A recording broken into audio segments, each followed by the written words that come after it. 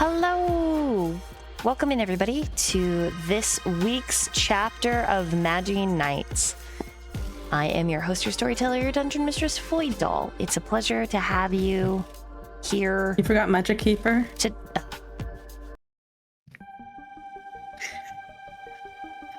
We're gonna pass the microphone around. Our Magic Keeper. We're gonna pass it around so that everybody can introduce themselves. Starting with Betty. I have cake. I am Tony. I play Betty. I have a tres leches cake, and I'm enjoying it fully. Looking forward to the session. Yeah, I'm gonna hand it over to Buppy. Hi, I'm Buppy. I'm Oscar VTuber. I do art and other things. I did all the art, most of the art for this campaign. So if you like it, check me out. My commissions are not open, but they will be on Sunday. I play a Pasera. She's the head bitch in charge, evil queen of the West, such and such, so and so.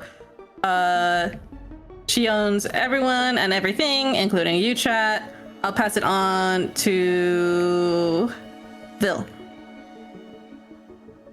Hola, it is I, the one, the only, the Vil, here to play Yosef today.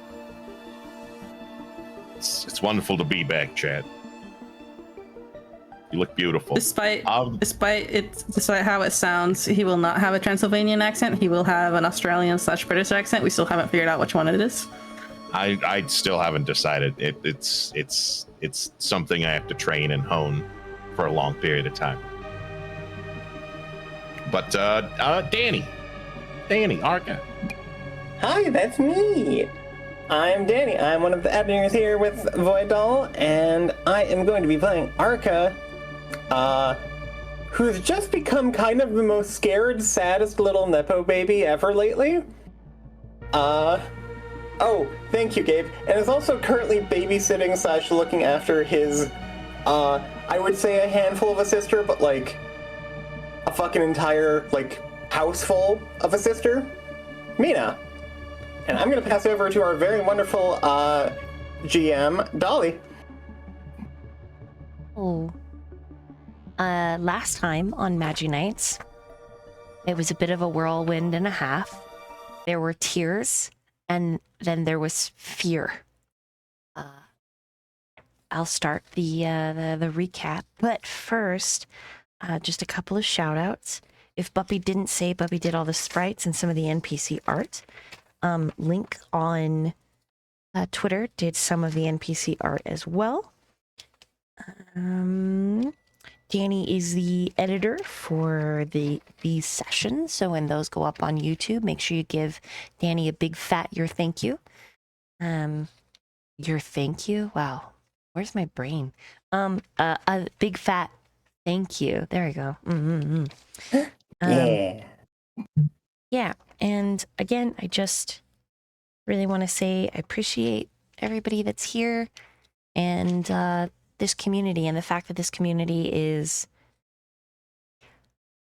probably one of the coolest things I've ever been able to do right alongside like my maid cafe. Like the fact that people are willing to have conversations that are maybe a little difficult, maybe a little fart smelling in the way that they're tense and awkward, but also still be non-judgmental and understanding is super, super cool. And I think that in a D&D community, tabletop RPG community, Void community, it's pretty cool to like learn stuff like that. And I am honored to be basically the leader of it, the head. I don't know, just a guy, really, just a little guy, and that just really wanted to play games. That's me. That's really all I wanted, was to play games and meet people, so I wasn't so lonely. And I feel like that's a very vulnerable and serious thing to express right before we play a very serious game that is trigger warnings, 18 plus, gore, violence, There is a reason it's called Маги КниghтсDeathGames. It mismatches kind of like Magica Madoka, Sailor Moon, Sentai vibes, like Power Rangers, with maybe like the Amazon Boys. Political horror, personal horror, and maybe even some body horror. Yeah. Oh, that's a new one. Yeah. Well, I mean, pastaroni does exist. Yeah. Okay, true. And some of you might see. Some of you might not entirely be your own. Oh, okay. That's fine too. I'm going to go all the way back to chapter 5, and then I'll do chapter 6, and then like in the recap, and you guys can fill me in if you'd like for inspirations. I'm just going to do kind of some cliff notes. So in chapter 5, we discovered something that is important to the narrative, which is that King, the number one hero, Priscilla's father, number one bachelor, right? You would think, and then we know why. Because he's got a hunky twink on the side. We discovered that Chadwick is indeed Betty's brother. Gross. And we also discovered that we've known that he's on the baseball team. We know that he's constantly in Arca and Saints. Excuse me? Business. Yeah. Yep. Even him's on the baseball team. Did I fail to mention that to you, Dani? Yeah. I think Dani just forgot her. Yeah. No, I just heard he's all in Arca, and I'm like, excuse me? Oh, Sorry, no. I'm being pain in the ass. I meant like in your business. Oh my gosh, I'm so sorry. The connotations of that. We learned that Arca is Arrow Ace. We learned that his sister is a houseful, but we love her. Snaps to that. We learned that the little sisters, who are like 14, 15, like little freshmen almost, or they are freshmen, yeah, they're little freshmen in high school, that they like Twilight, and they're pretty girly pop. Right? Okay. We also discovered in chapter 5 a little bit about the Маги Knight sickness that ends with Маги Knights not surpassing a certain number. The assumption there is that they are terminated. With that being said, in chapter 6 we discovered that Stephen was a Маги Knight, and that he has since become something else. We know that Posteroni is some sort of loophole, some sort of workaround, but we haven't actually seen all of that in action. And when we tried to see it in action, there was, well, what I like to call Posteroni speak. So it's like, I know he's trying to tell me something. I know. But the small little guy doesn't, I don't want to say he doesn't have thoughts, because he has plenty of thoughts, but there was also a moment in an alleyway between Arca and Stephen that was very, very emotional. There was also almost, maybe, I don't know, I was biting my nails, waiting, ready, some moments between Betty and Priscilla, because we've discovered that the two of them have history. And even still, when the party did go about their ways, there was conversations between Iziel and Arca. Another side note, Iziel showed the squad the mirror gifted to him by a herald that we assume so far is the herald called Heralds that belongs to the Valor Crest Kings. With that being said, Yosef got a fun moment, and so did Betty with the TV broadcast. And it's potential brainwashing. Did I leave out anything that any player would like to add? The source of the brainwashing may or may not be Deadwave.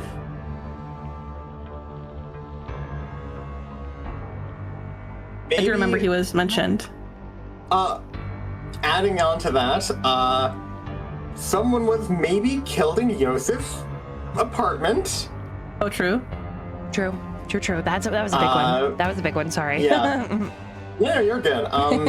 It was the cleaner that was there while he was in his before campaign coma. Also, there was another thing I completely forgot. Oh, Priscilla had a moment with Professor Thornwright back at the academy where they were checking out what looks like cultist activity and some strange goings on in the shower room in the pool there. That's true. And there's something else, but my brain completely lost it. Oh, the broadcast thing that was happening has announced that Deadwave has allegedly been caught, and they were a member of Hollowvein Media. Allegedly so far. And that's all I can really think of that was a change. Dani, go ahead and give yourself an inspiration. Anyone else? Hell yeah.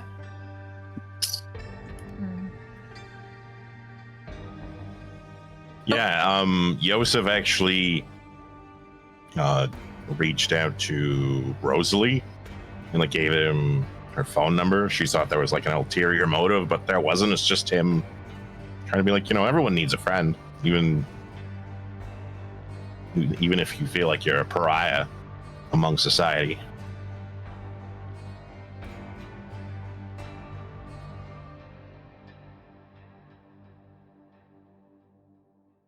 Yeah, she felt kind of excited about that. She was like, oh my gosh, somebody likes me? Whoa. That's a new feeling. Yeah, and I believe what's his name again? Got Betty's number? Saint, thank you. And then everybody has the magical sickness. oh yes, at different stages. Yeah. At least one. Yeah. Mm-hmm. So thinking about that, like the older people are, the worse they probably are off. Yeah. That's all I can think of right now.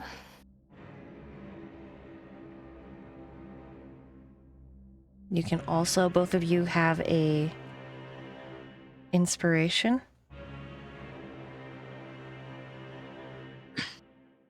And Buppy, I remember you spoke a little bit as well, so I'll give you an inspiration as well. So inspirations all around.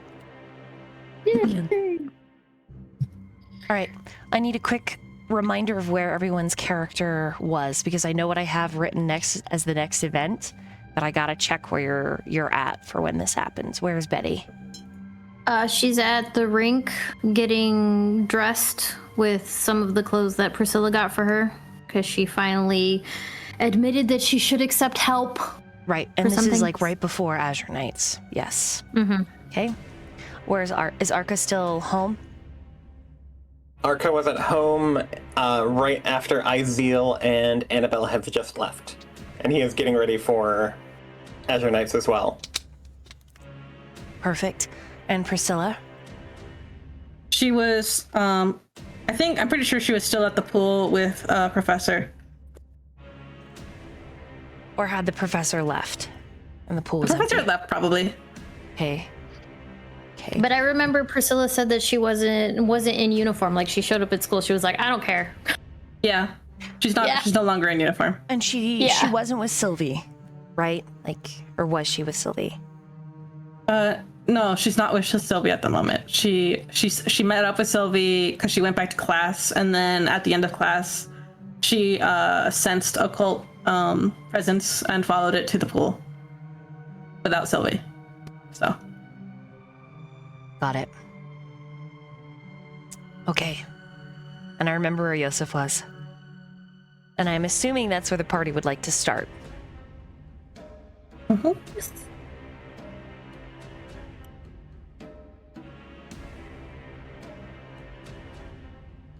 I mean, yeah.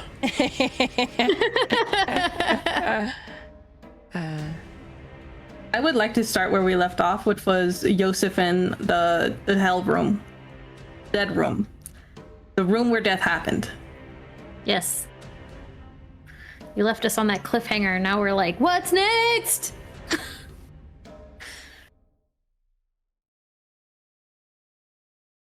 Yosef, I need you to roll a percentile to resist horror, please.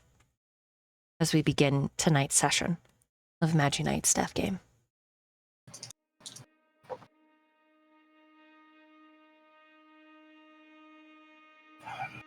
I'm gonna re-roll that.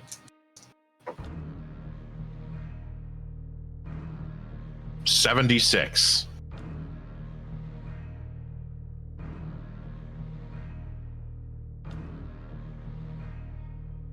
Okay. The news report continues through its cycle. In fact, as soon as it ends, it starts again. And you hear from the television this gargling sound and then this static, almost like a radio that can't quite make a connection. You reach for Alice's shoulder. And when you touch it, the skin is smooth and cold. And you hear this sound as you slowly shift your weight so that you are kind of twisting to come in front of her. She is kneeling before the television set, eyes locked on the broadcast. And that's when you see it. Twin streaks of blood from empty sockets that hold no eye.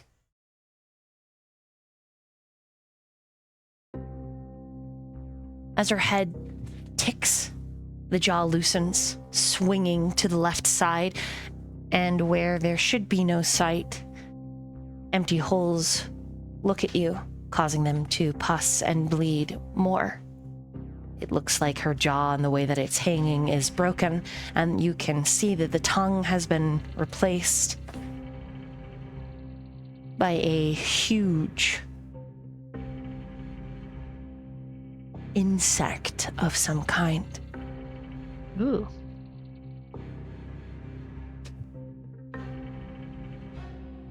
And then she says your name, Yosef. What do you do? How does she sound when she says it? Normal.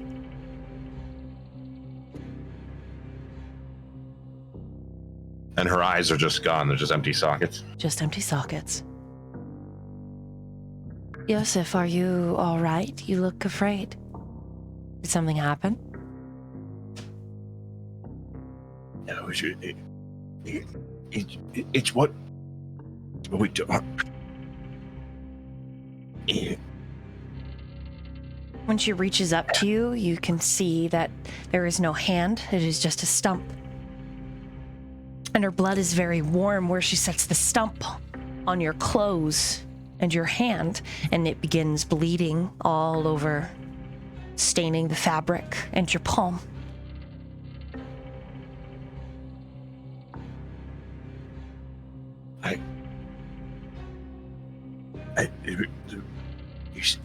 The real question is you okay? And he, as he says that, he kind of just takes a step back. Okay, she stands in a fluid movement, and you can see that her legs have been skint, and they are also bleeding. I'm fine. You don't seem fine, though. I need you to make a perception check, please, Yosef, as the TV continues to warble. Oh, man. Awesome. I love this for me.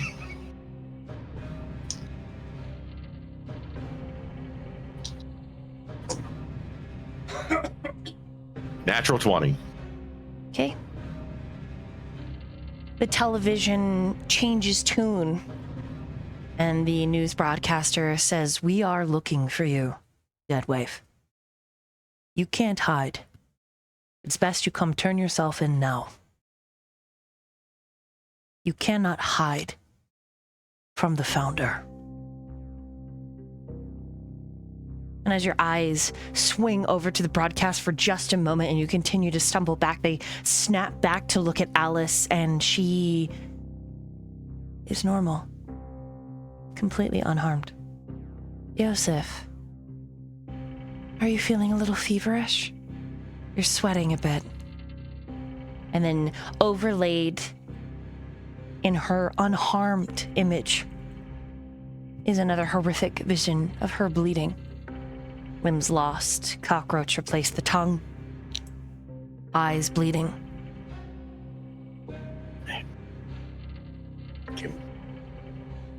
Can we go somewhere else? I don't want to be down here anymore. Oh, of course. Sure. Come on. And when she turns and she begins to lead the way, you see these horns and these wings. Like a satire devil. She pauses 3 steps up. I'm a little worried about you, Yosef.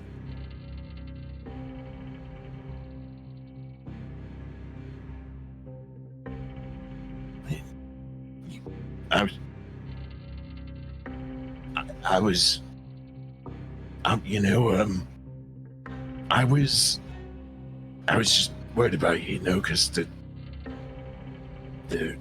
phone cut out and you said someone was here because she just punched in. I'm real confused in all honesty. I may have busted me shoulder. Oh, God. Yosef. And she descends the stairs, and as she comes up to you, she says, "This one? Oh no, I can see it a little bit better in the light." But she's still talking to you as if her visage is leaking blood and broken, and around you the walls kind of move just a little bit. And in the very corners of your vision, shadows dart back and forth, and you can hear behind you the television that says, "Rogue agents will not be tolerated. Obedience will be measured. Loyalty is everything."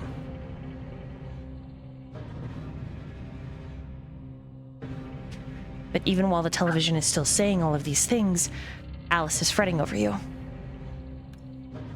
Let's step upstairs gingerly, very slowly, very carefully, please. My God. You are in such a rough way, and you've been this way. God. What, since your awakening? With all the this imagery that he's seen, his eyes are just kind of darting from here to there as everything just manifests in I would imagine, a fairly chaotic and disturbing way. These visions continue as you ascend the stairs, and you find yourself almost stumbling when one step falls underneath you. It cracks, disappearing into this massive abyss, causing you to... And at the top of the stairs, Alice is looking at you. And this time, there is no gore.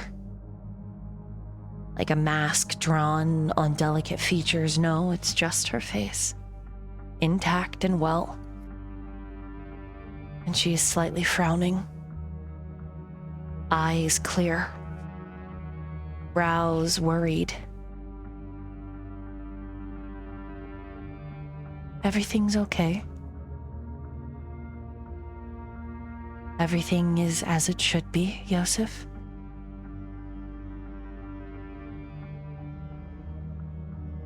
I don't know. I don't know about that. I really don't. Let's get you something to drink and sat down, and then let's take a look at that shoulder and get you to the hospital, okay? Come on. What about the fucking blood in my apartment, huh? We'll call the police. Take a look at it. Yeah, that's a great fucking look. We'll call our police. She holds her hand out. Everything is fine. She's reaching for you, offering her hand to help pull you up the stairs. Come on. Let me take care of you. I think reflexively he'll just do it, but he's not consciously aware of it. It's kind of like someone going through the motions of like trying to understand what's happening around them. Her hand is cold and dry.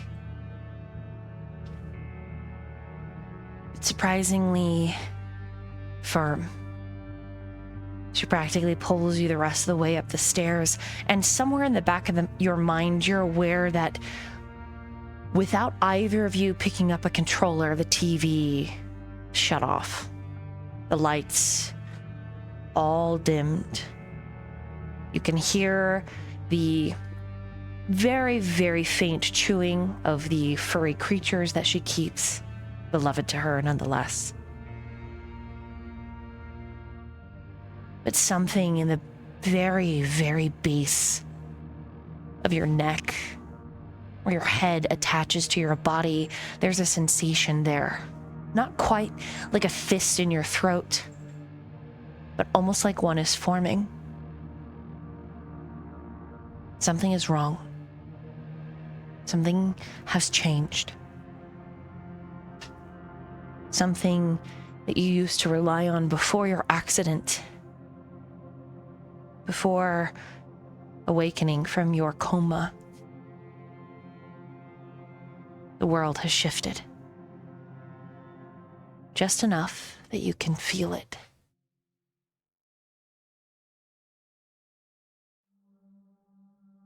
She takes you to an in-suite, the bathroom that's connected to an office. It smells like it's been freshly cleaned. You imagine Mel was maybe here. Okay. Let me get a look at that shoulder.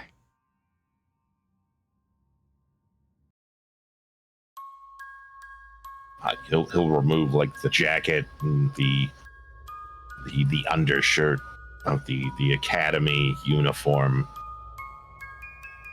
and just kind of sit there almost listlessly. Oh, you did a number on yourself.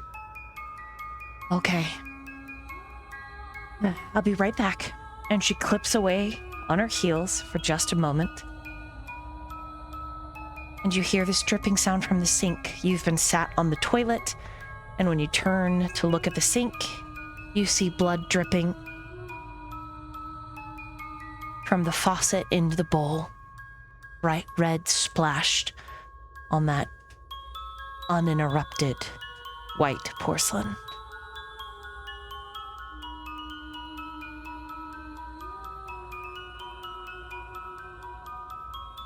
He's going to stand up from where he was sitting. I imagine if it's a bathroom, he's going to stand and look over the sink, kind of like inspecting the faucet. Just water now. No blood.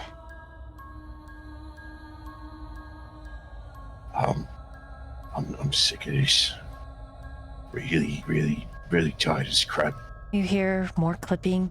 Miss Alice pushes open the door. and shivers, walks in between her legs, right up to you. Hey, I brought you some pain medication. Take this. And she hands you 6 pills. One of them is blue. 3 are white. And 2 look like ibuprofens.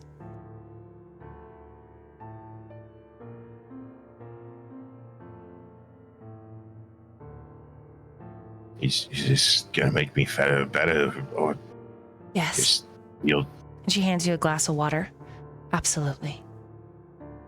And that expression, same one that she had on the top of the stairs, it's replayed on her face. You'll feel a lot better.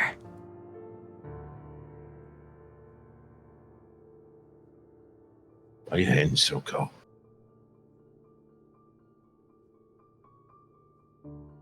Well, that's my job.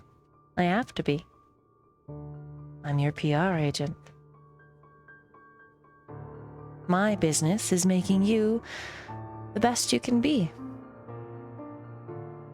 And that's why your hands are cold.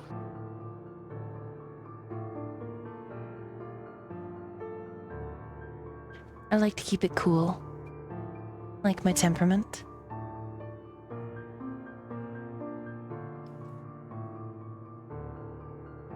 Or it could really just be bad circulation, but she shrugs.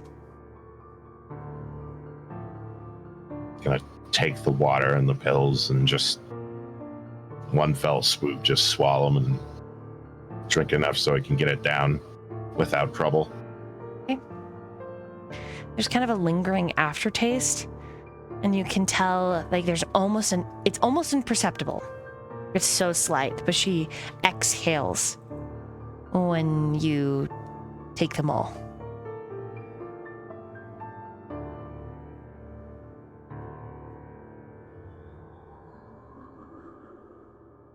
He's gonna give him like a momentary, like,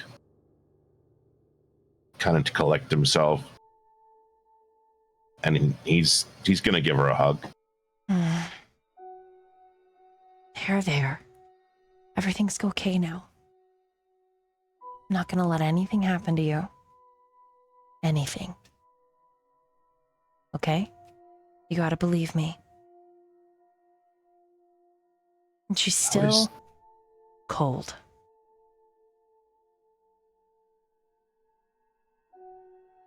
I was more worried about you than myself. I thought someone had hurt you. I'm alright. I'm okay. And Mel is also okay. I did check on her after you called me. She had just finished up. She went home. I can even show you the text messages. Then what's all that shit in me home? We're gonna take a look. We'll call our private investigator down at the precinct and we'll take care of it. I'll take care of it for you. All right? And she moves some of your hair, need to get this shoulder looked at. And I need you to be real pretty as Lionheart tonight. Okay? A lot of contracts are hinging on it.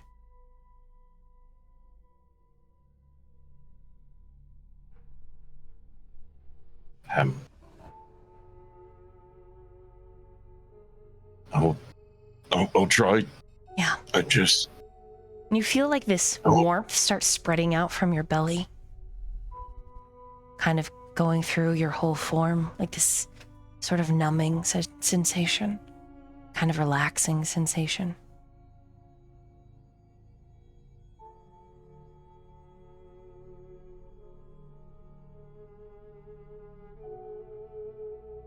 Are they working? You feel a little calmer? That's one way to put it. Yeah, good. Okay.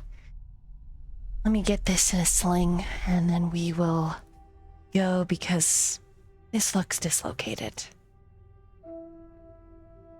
And she reaches into a small closet, pulls out a sling, You catch a glimpse of a variety of first aid equipment, towels, etc. And she closes things up and helps you maneuver your injured arm into a sling. And she gently puts your coat around you so you're not just shirtless and says, okay, let's head out. I'll drive. And this time, when she takes your hand, she's warm. But you're floating. Starting to ride the edges of a high from the medications that she gave you. And Shivers is meowing and trailing behind. One more perception for me. Okay.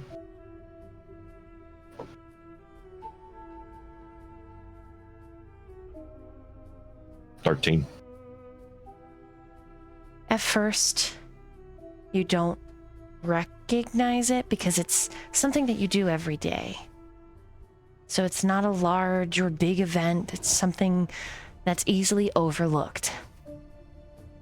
But when you leave out the front glass doors and Miss Alice makes sure that they are locked, you remember breaking them to get inside.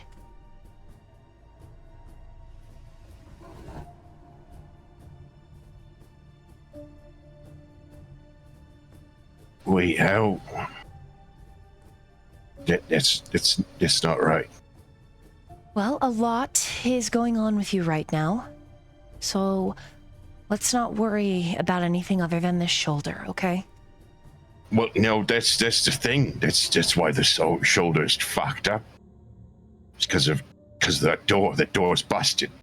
Broke it wide open. Well, one of the latches is bent. I'll have someone come take a look at it later, certainly. But it still seemed to kind of lock when I use the key.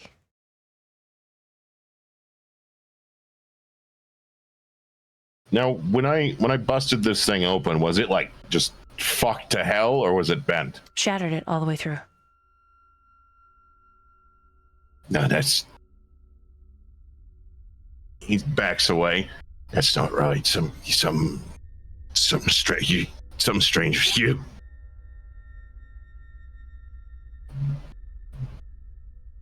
What do you mean?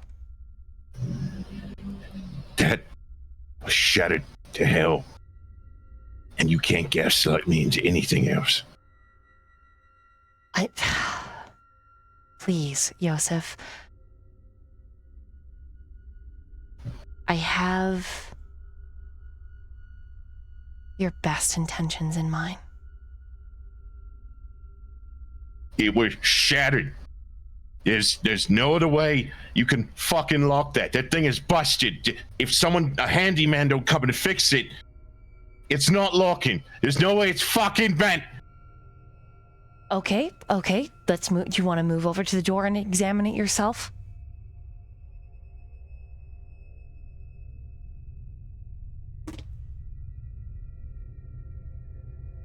Yeah. Okay. And she goes to follow you.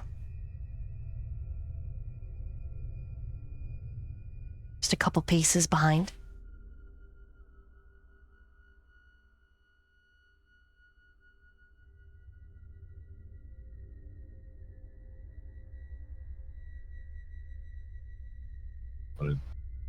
What does it look like when I inspect it? Oh, the handle is bent to fuck.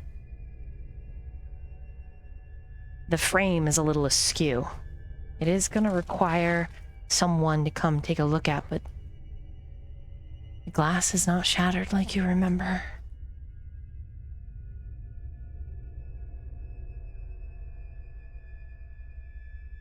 There's something going on. Yes, and that expression is back on her face. There is. But that glass should be fucked up. Okay, Don't give me that look. I'm not crazy. You're not crazy, no. But you are going through some things. You are indeed going through some things. And we were told that this might happen when you woke up. But we can mitigate it. It's manageable. Mm-mm. Mm-mm. How do I know you? Hmm? How do I know someone's not wearing you like something in a movie I seen? Like, what movie? I don't know. Like the one where they're stuck on the polar ice cap and they're pointing fingers at each other. The thing, Joseph, what would you like me to do to prove to you that I am myself? I really need to get that shoulder looked at, okay? And that means that we need to go to the hospital. And I need you to come with me. What are your bunnies' names? I'm sorry, say that again? What are your bunnies' names? Did I name her bunnies? I don't remember. Oh no.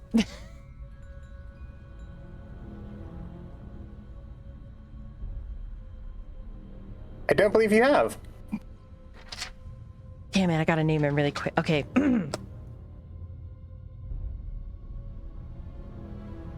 One bunny is named the Ridge, and the other bunny's name is Coil.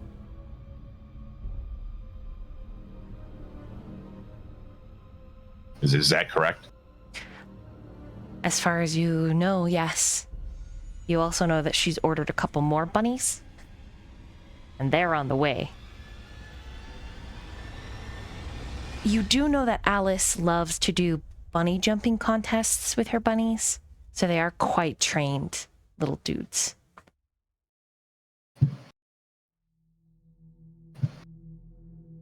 But she's purchased Coil a wife, and her name is Dani, and she's on her way. So sorry, you guys. Thank you for making my husband a bunny dolly. I'm so sorry. Do you have any more? I don't at the time, this moment. No. But I do have a competition coming up soon. What's my middle name?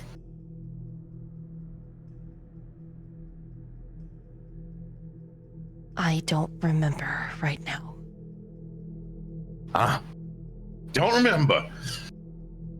That's convenient.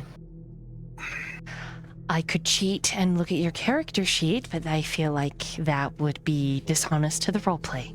Correct.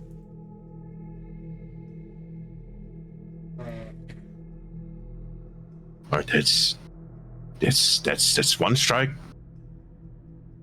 Joseph, please, I just want to take care of you. You are going through something that neither of us understand the full extent of. And I knew that glass was shattered. I'm not fucking dumb. People may think that I'm dumb, but I'm not.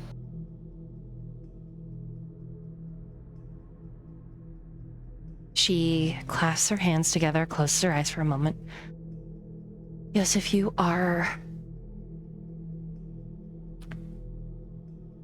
body is struggling. You're still healing. There's still a lot that's happening for you.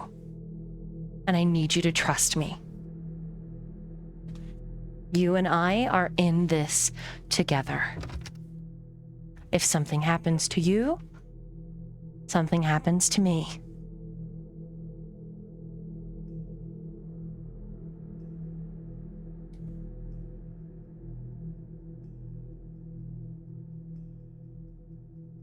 Fine, I'll go to the fucking hospital, but I'm still asking you questions to prove you're really you.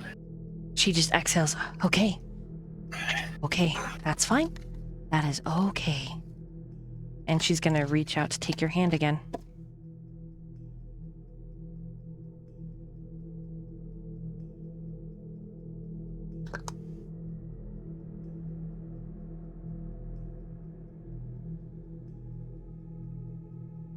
He's gonna look at her with skepticism, but hesitantly take her hand. Okay. Like at first, like it's like reaching out, but then like for a moment kind of like pulling it back and then reaching out again. Okay, it's no real distinction in temperature. She does like give a relief sigh, squeezes your hand, and she'll take you to her car and get you comfortable in the front seat. She disappears for just a moment, but when she comes back around, she's got a big zip bag of ice. Yeah. When she gets into the car, she hands this to you and says, "The ice is old, don't touch it. It was recently disposed of out of my coffee cooler, but it'll suffice. You can try and rest this on your shoulder. Maybe even put it behind and lean on it." What's me mom and me dad's name?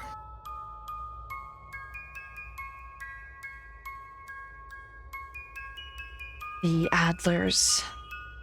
And she puts the car into drive. No, their first names, not their last name. I see. I'm sorry, you didn't completely specify. And she's thinking, nope, I think that's your sibling.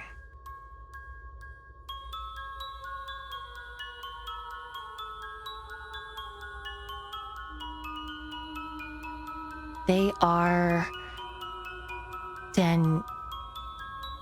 Daniela?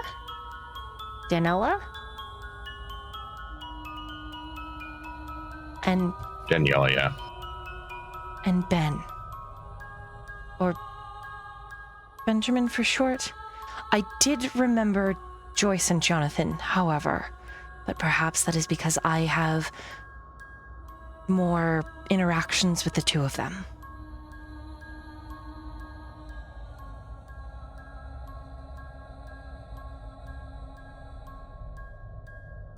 He relaxes a little bit more in his seat.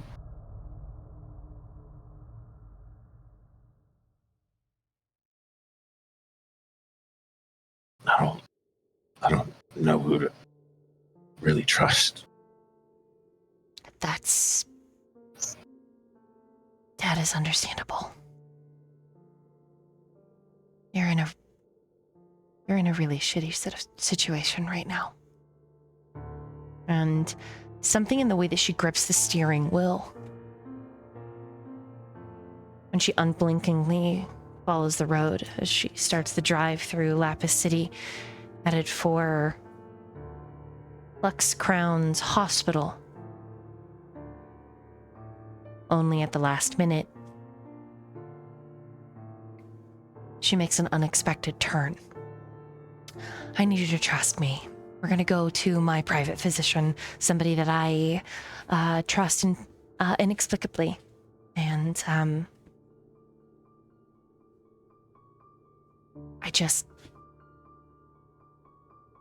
he's really good at these kinds of things. Putting joints back and everything else. Okay? Anybody could do that. Yeah. But this guy's something special. He's really upstanding.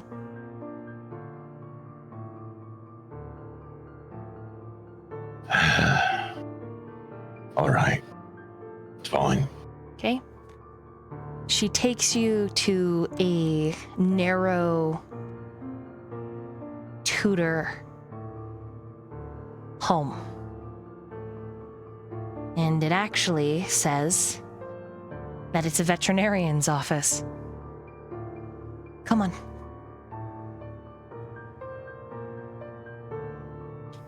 He's gonna grab Shivers. Okay, he's just like, "Brrr," and then looks at the vet and then looks at you.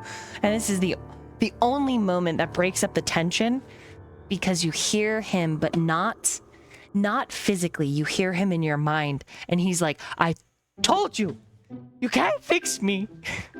I need to be a whole man. And he's sobbing in your mind. As he looks at the veterinarian's office and fights you.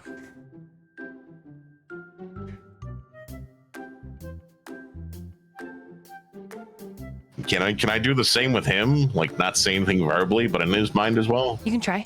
Yes, the two of you have been able to do it a couple times, but it's not something that you're very practiced in.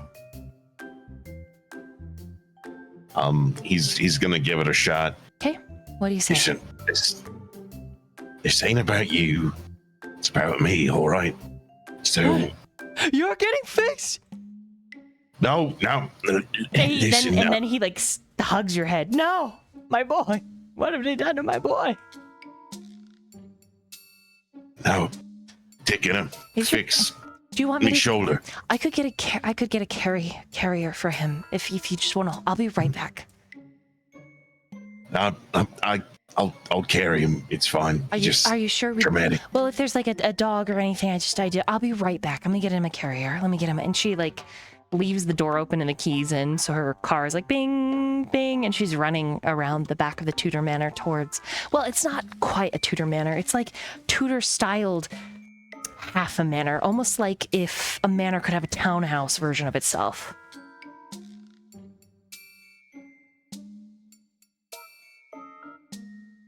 And the minute she's gone... Have I seen this home before? Never seen it before. But the minute that she's gone, Shivers is like, I might not do his accent just for brain.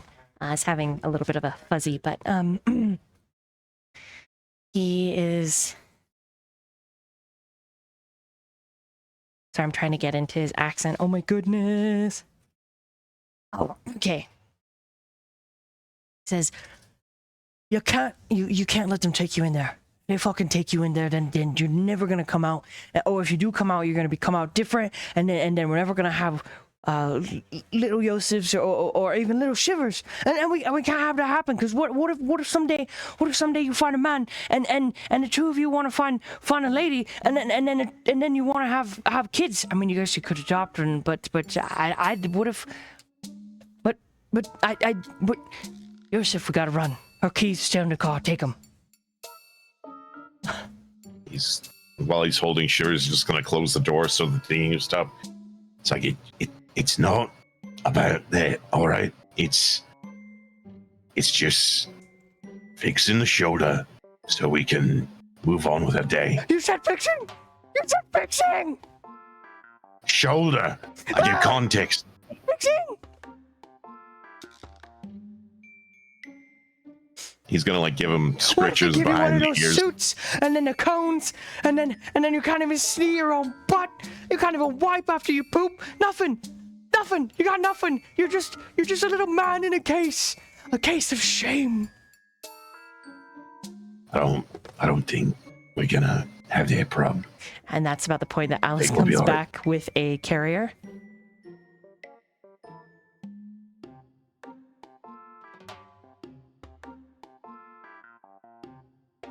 I think you'll be okay not having the carrier. Okay. Well, We'll keep it on hand, but I think you'll be okay. she's got a little like harness and leash too. We'll do that. We'll put the leash, the harness on him and take the leash. Okay. Even though you've like reassured him, he's still like, you still have to kind of drag him a little. Like he walks a little stiff and then throws himself on the ground. Then he gets up and walks a little stiff. Come on. Come on.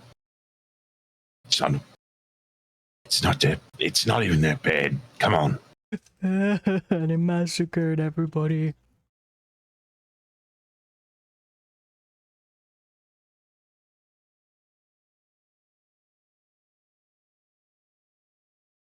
And as he's walking in with Alice, he's just gonna tell her, I think you should have like security at night. I can definitely look into that. Because I think we both might need something. All right, Bill, I need you to make another roll for me. What is that? And this will decide the music. I'd like you to roll me an Okay. insight, please.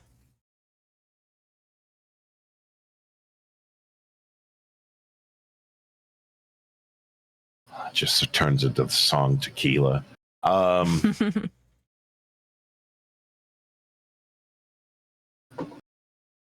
man. So that is a 3, but -2, so 1. Oh no.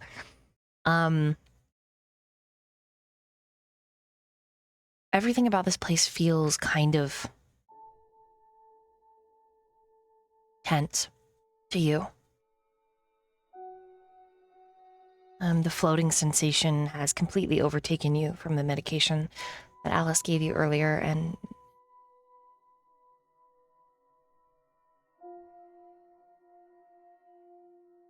yeah, it just doesn't feel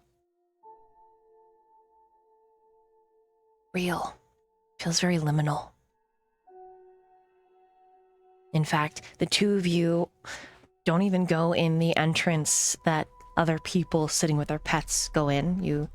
You're ushered by a man who's like vaguely familiar into a back way, and you're just directly in a room that's clearly designed for large dogs. Mm-hmm. And this person who you're looking at, and they are just, it's nagging you. They're so familiar. Like the glasses, the haircut, sort of aged features. Like you're like, this dude, it feels so, I feel like I know this guy. Holy shit. But you can't quite place it, and everything else feels off. Especially the fact that Alice told you this guy was legit, and now you're in a vet's office instead of Lux Crown Biomedical's heart of ingenuity and engineering, medicine today for healthy heroes and homes. This feels weird. Mm-hmm. Maybe not necessarily bad or anxious making, but definitely weird.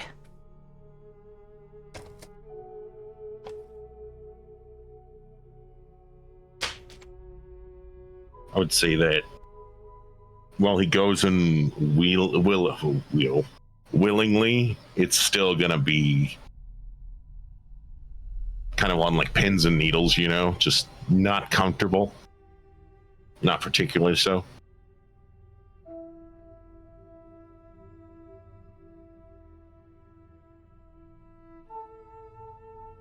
You wait about 15 minutes. Alice is standing, and then she's pacing, then she's sitting during those 15 minutes. And if you ever drop the ice, she will hold it on your shoulder very gently, or as gently as she can. And then, not the man with the glasses, but a different one comes in. And your worry heightens and also bleeds away. Wow, I didn't expect I would be seeing you so soon. As TJ steps in. We really gotta stop meeting this way. And Alice says, Terrence, oh my god. Is your brother in? I mean, he was here, but is he available? Can I talk to him? Yeah. Simon? Yeah, he's just with a patient right now. He's... Alright, big boy, come here. You just sit up on here, please. Let me take a look at that shoulder. He'll get up, nodding, listening, just sitting on the medical table. And then TJ, Terrence, is like, you can just go wait in his office if you'd like, or I'm sure he'll show up to talk to you. So, how are you feeling? Sorry about that news I delivered. It's probably pretty tough. And Alice is delivered? You two have met before? Oh, yeah. Mm-hmm. And she looks at Yosef. I didn't know that you'd seen someone medical. Did it through unofficial channels.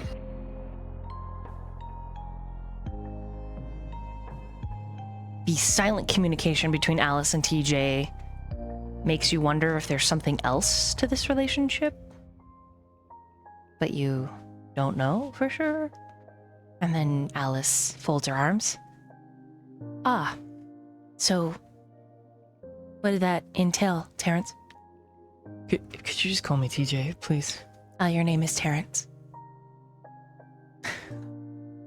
Okay. Mallory Alice. I told him that what stage he's at. You told...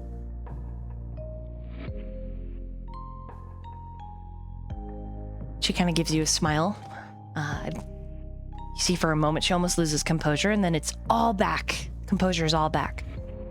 Okay. Okay, so you know.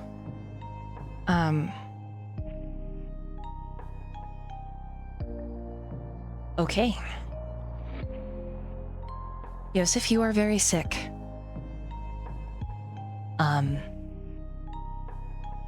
And then she suddenly sits down on the bench again, kind of looking out. And she pinches the bridge of her nose. I need a second to collect myself. There's gonna be a lot we need to talk about. Mm-hmm.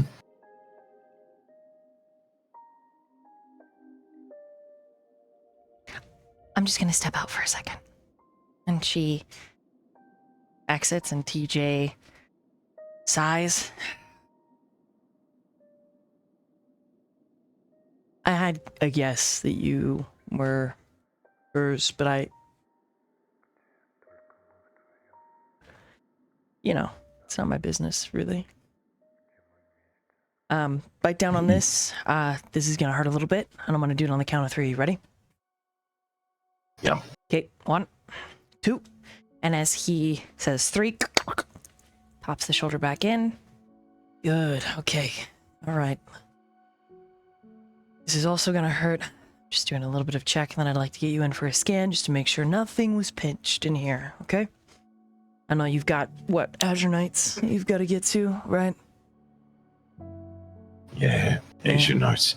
Doing a whole thing there. If you have any questions about, the other stuff, my brother's a little better at it than I am, but there's ways, preventative, experimental, preventative. We've had good results so far. Results with what?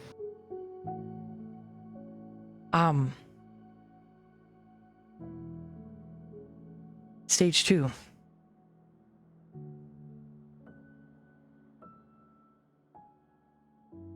Can you just get it over with and put an ice pick in my head and get it through my ear, whatever? That is an option, not one I'm willing to do, but I could direct you to a fighting rink that there's no limits, there's no no rules. I don't referee. I don't ref for them though. It's pretty intense. You know, Маги Knights that have been let go from companies still got a lot of aggression. Some of them, you know, blow up whole garages. Yeah.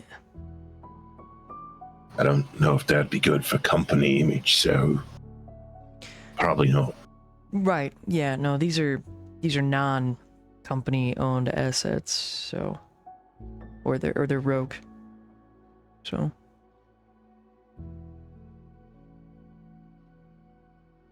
How long do I have? I don't remember again. How long? Depends. Every person is different. Easier if we can keep you out of stage 3.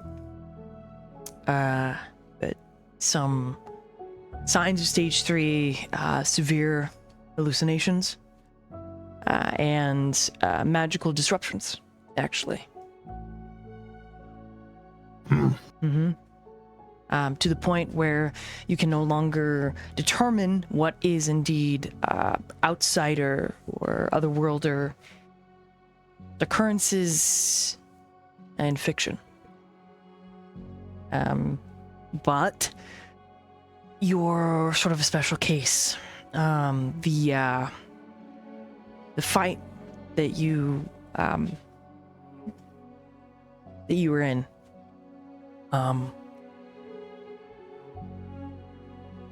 I mentioned you to my brother, and he's kind of a bleeding heart, and I mean, obviously he's look at his place. You know, he looked into your story, and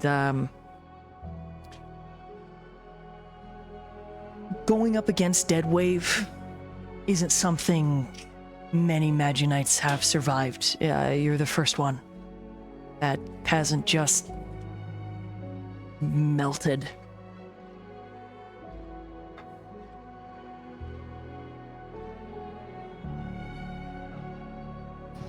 You act like I have a choice. No, that's not the intention. Just,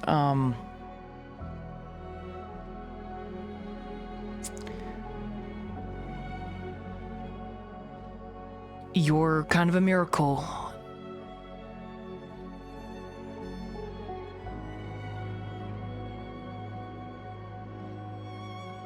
Yeah. That's what my mom said once, so not the first one to say it.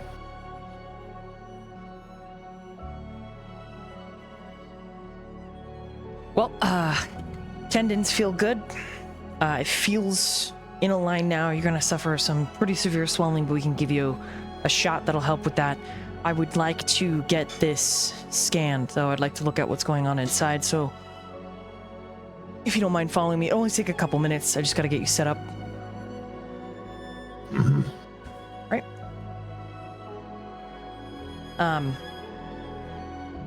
I need Terrence, huh? TJ. That's my name, yeah. Mm-hmm. Yeah, Terrence. TJ. Okay, that's my name. Please. Okay, Terrence. Please, you know what? It's fine. Just as long as you don't tell Betty, okay? And for your information, it's Terrence James. So, you know, fancy.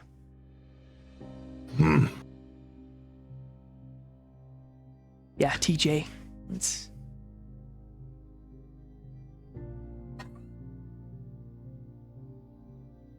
Okay, I'm gonna go get you dress to change into. You need to take any metal earrings, rings, stuff off, and I'll be right back.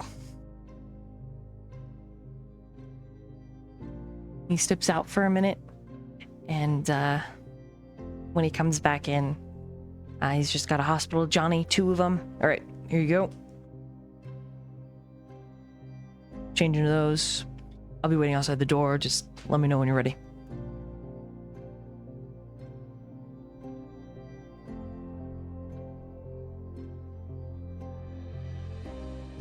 he'll be getting a change, but he'll look at Shivers and be like, see, I told you I wasn't getting fixed like that. He meows at you. Come on. More meowing, which you think he's trying to talk. And then he attempts to think at you, and instead you hear this little wind sound as he just lets out a really nasty, foul-smelling cat fart. That's disgusting. Too much concentration.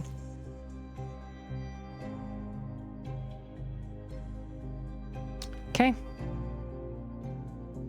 As soon as you let TJ know you're changed, he takes you into a room that has more Astralan technology. What you find odd is that the side of this machine is open, and there's like cables that are just exposed. But they set you up in it, have you lay down, or on your side if you're in a way, just to try to get you as comfortable as possible.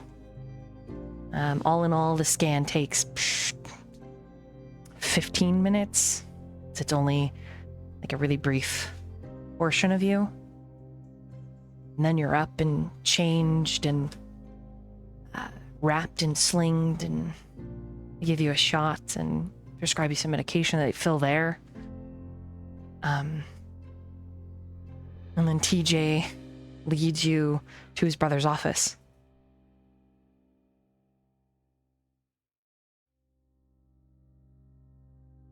If there's any chairs in the office, he'll find one to sit in. Yeah, there's like a mudroom to the office almost, and then like an interior office that you can see Alice is in, and she's talking to this man who's so familiar. You're like, that guy is so familiar, and it's the one that came in first that isn't TJ. And you're just staring at him. You're like, who is this dude? And his name plate says Dr. Simon James. You're just like, who is that? His middle initial is an H. So you're like, does this guy go by SH? Like freaking Terrence James? Like, what the fuck, you know? And then Alice opens the door, and she looks at you with a little bit of relief, and Dr. James kind of peeks over Alice's shoulder. He's quite a large man, too, you're noticing, like taller than you. Roll another insight.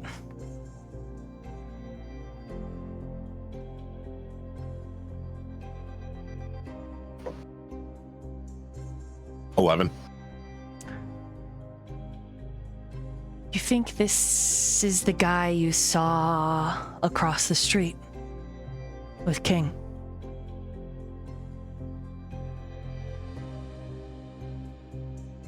Okay. You think? Okay. He's got glasses now and his hair is different, so it's hard to tell.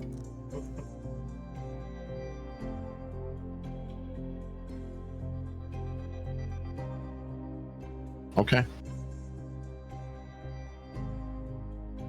But he lifts his eyebrows like he's a friendly guy and says, hey, come on in. Let's have a conversation.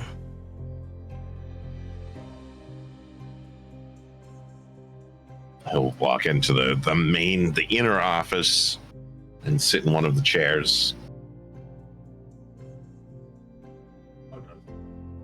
He offers you and he's older. Like, you notice that you think Simon's the older brother. I think Terrence is the younger brother. Like, the crow's feet around this guy's eyes and the smile lines, you know, yeah, maybe early 50s. Mm-hmm. Slightly balding, but pretty handsome. Like, pretty good looking. TJ, though, looks like a viper fighter, and this brother kind of looks like a bear.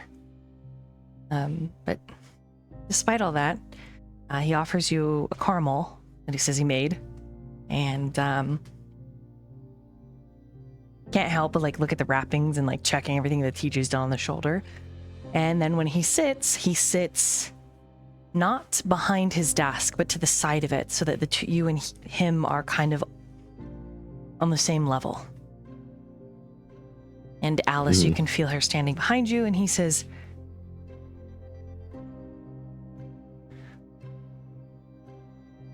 I want to talk to you about taking your case, your files. It means I would become your primary care physician. But the legality of it would be under a pen name.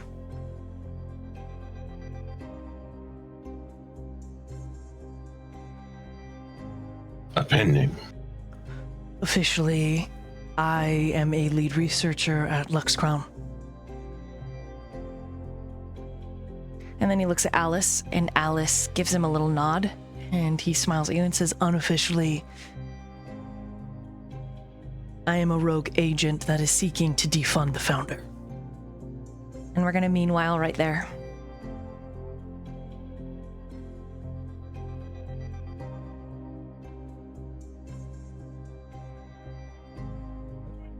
Okay. Yeah. We're gonna take actually a quick pee break because I gotta run, and then we're gonna meanwhile to our next player. Yay! Yay! Danny's like, I'm fucking onto you.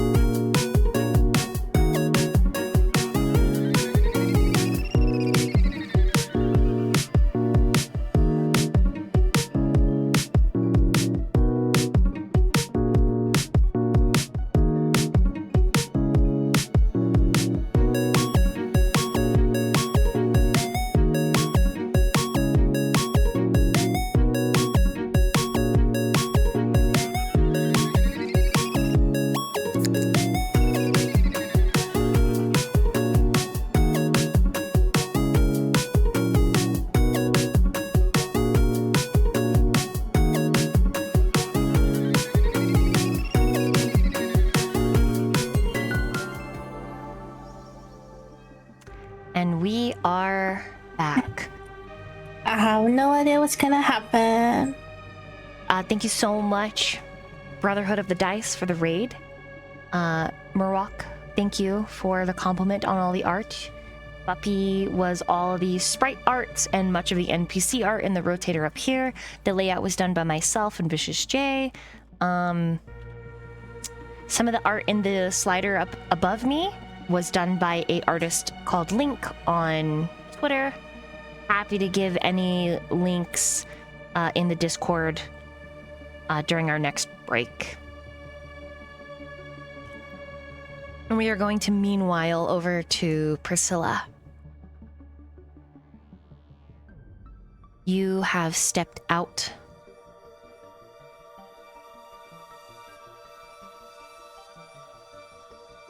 The halls are mostly empty, this side of everything.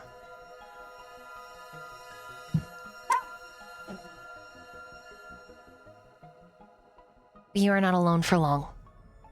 I need you to roll a perception, please. Already. You. First snapshot.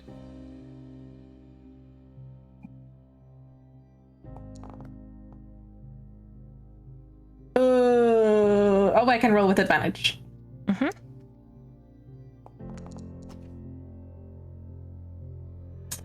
That's 11.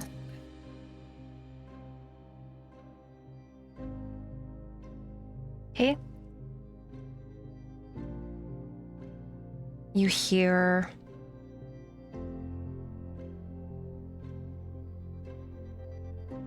at first you think it's someone gasping, and then you realize it's someone sobbing.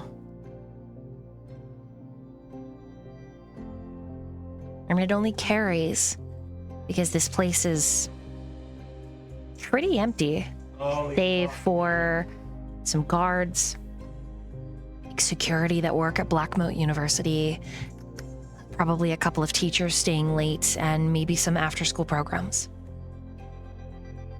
At this area near the pool, it's long halls and sparse classrooms are empty. It sounds like whoever is crying is maybe on one of the benches sprinkled throughout the halls, sitting alone, or at least hoping that they're alone.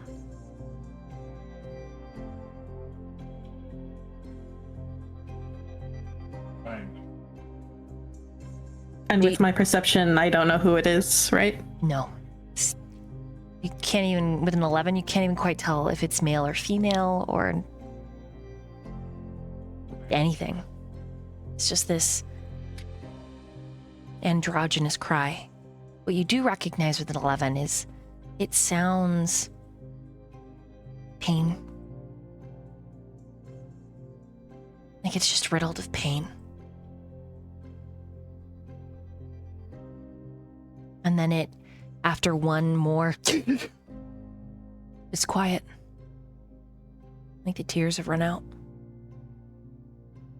Priscilla would wait a beat after the final little gasp before making her way over out of curiosity and maybe a little bit of concern.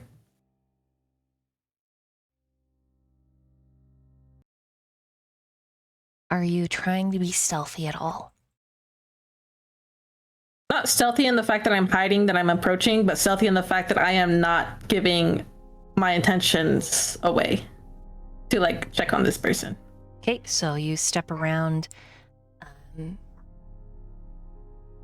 How familiar is Priscilla with the baseball team? She knows the basics of what Sylvie has probably told her. Well, basically anything that Sylvie told her. She wouldn't go out of her way to find out, but if Sylvie shared the information with her, she'd commit it to memory. Okay. There is a dynamic duo that Sylvie has spoken to you of. Both of them have very similar accents, and they She always wonders if they're related or not, because sometimes they joke that they're cousins, sometimes they say they're brothers. But you know that one of them, really big guy, plays in the outfield, excellent outfielder. He's going through some things.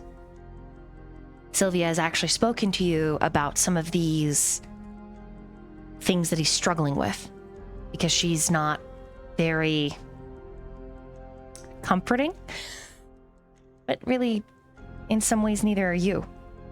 But Sylvia insists that you are better than her when it comes to offering someone a truth that maybe they needs to hear. And Xander has recently been diagnosed with severe depression, and he's never known how to handle it. The anxiety that comes in tandem with it causes him to have panic attacks. And Sylvia has wanted him to start practicing pitching. Mostly so that their all-star can get some more batting practice. And for some reason, even though it's only at practice, Xander freaks out, melts down. And then it streamlines him right into this concussive blast of nothing. Numbness. And sometimes he seems to come to school high. And Sylvia is worried and doesn't know how to comfort him. The other dynamic of this dynamic duo is Corey. Corey and Xander. You know that they are some of Arca's really close friends. And you think that Xander is the softer one, but he hates that. You don't know his story. Not completely. But as a player, you know that Xander is connected to Izeal through the company. So, what does Priscilla do? She would she's kind of like having like an internal war with herself on whether or not to approach them, then eventually decides, well, fuck it, what's the worst that can happen, and stops in front of the two just to look down at them, waiting for them to notice her. This is just Xander. Oh, Xander. Okay, then she'll just stop in front of Xander, waiting for him to notice her. Scrubs his face, and he looks up, and you're taken aback for just a moment, because his gaze is dead. There's nothing looking back at you. And usually these eyes are very, very kind.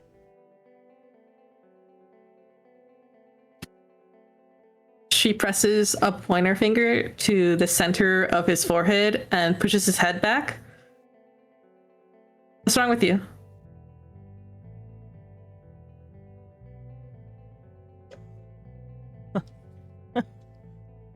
Did you... You just fucking ask. You just asked that?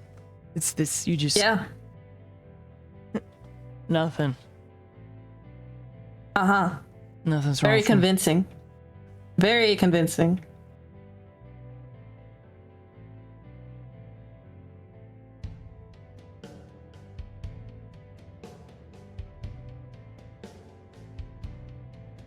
She looks thoughtful for a second, moving her fingers to her chin as she measures him up and down. Then she plops right next to him. What are you So doing listen. over here so far away from, everybody and everything? Don't worry about it. Listen, if you got shit to say, if you need an ear, well, you could do worse. Besides, if I tell anyone anything, they won't believe me. So what's the worst that can happen? If you tell anybody anything, they're all gonna believe you. Everybody's gonna believe you. Everyone. You know who you are. Sure. You know how I Did am. Sylvie send you? Is that why you're here? No, I came here for something unrelated to you. Not everything is about you.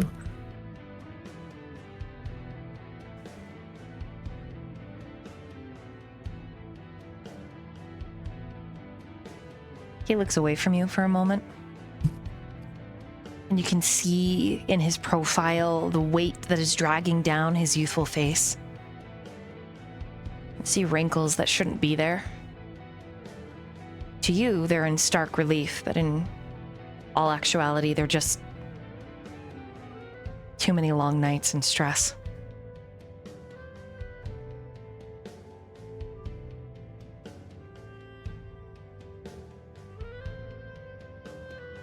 I don't actually really want to talk about it with you. Okay, then I'll talk. So, like, life sucks, right? And like, I know I'm Priscilla King or whatever, and like everyone thinks that I have everything going on for me, right? But like, when you have everything going on for you, and when everyone wants things to go on for you, that's a lot of pressure, you know?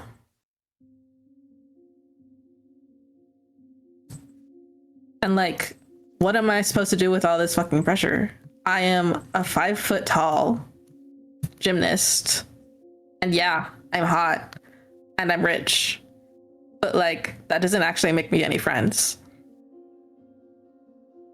I think, friends are dependent on your personality. And Sylvia likes you. A lot. I love Sylvie. Sylvie's the only thing worth anything here.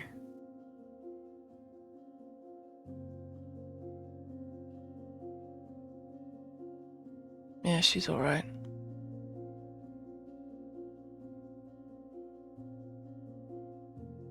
Priscilla head swivels toward him directly. Does she make you cry? No.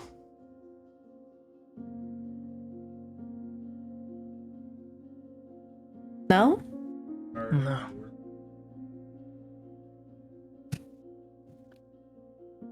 Then I guess that must mean she really likes you. I mean, don't get me wrong. Like, she's made me upset before, but it's not like... Well, no. That's not what I meant.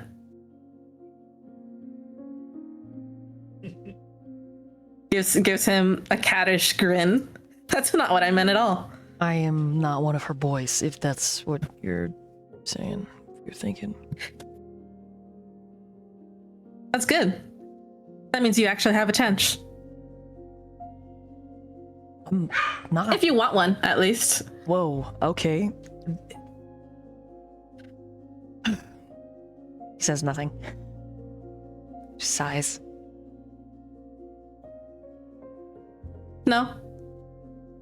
Not something fun to think about? He just shrugs.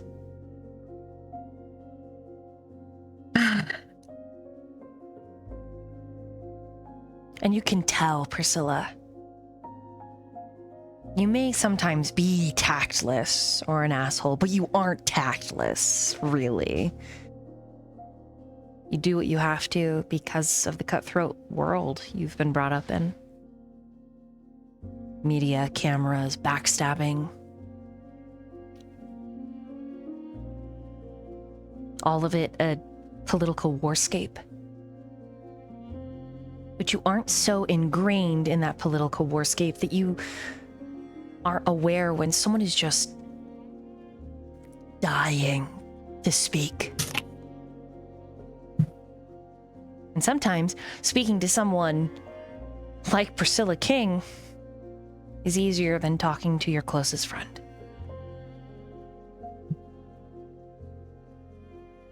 Which is why she started the conversation in the first place. You're not sure what he needs. What kind of permission he needs to just spill. But you feel it. You feel it like a third weight standing in the hallway, with the both of you staring with delegated pain and hatred. But you assume all that is directed at himself.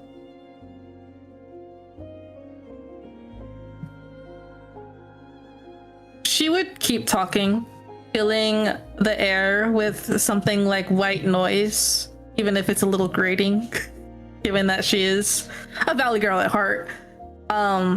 Waiting for him to just either find a point where he feels like he can interject or must interject, whichever comes first.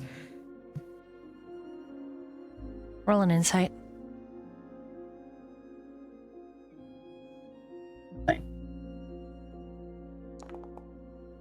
Ooh. Dirty 20. He hides in the white noise. He won't interrupt you. His white noise means that he doesn't have to face the judgmental silence that is staring at him boldly.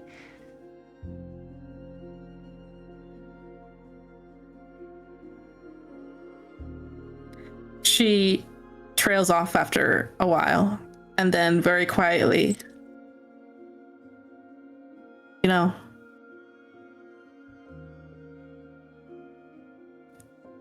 I'm probably the last person that could judge you for anything.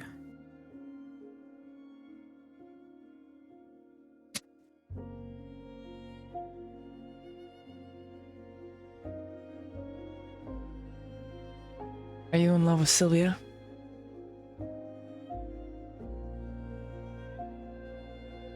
Her eyes look downwards to her feet, and she plays with the hem of her skirt. I mean, Are you gonna tell her if I am? She's your best friend, right? Like, you wouldn't want to fuck that up, would you? What do you think about it? Like, and he's not looking at you. I mean, when you look at her, do you think about it? Do you just... All the time. Sometimes I wish I was one of her boys. He just nods. And you think you get it. This kind of yearning, this kind of pining that's just made worse by a mind that is a war zone.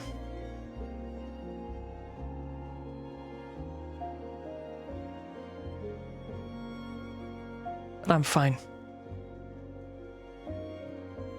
Everything's fine.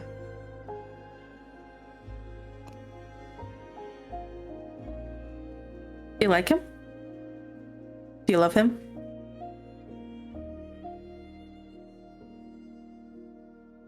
I don't know.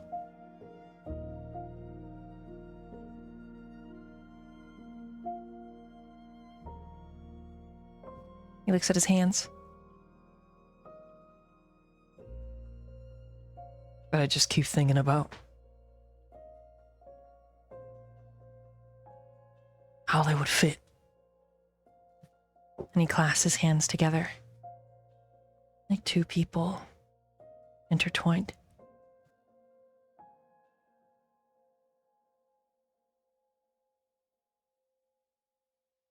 But you don't feel like you deserve him. Doesn't work that way.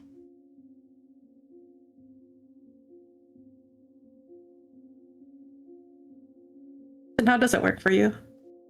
It's not gonna happen. Doesn't... I'm fine, okay? Like, everything's alright. Okay, fine. It's not gonna happen, but I could still ask why.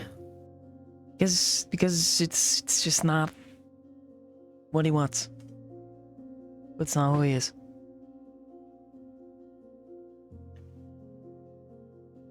Yeah, I kind of get that. Well, he is one of Sylvie's boys, so, you know. We're both, up Schitt's Creek, right? How ironic. And he starts to cry. He swipes at his face.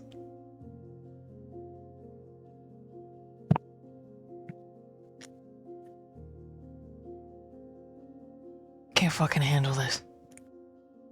Hey, listen.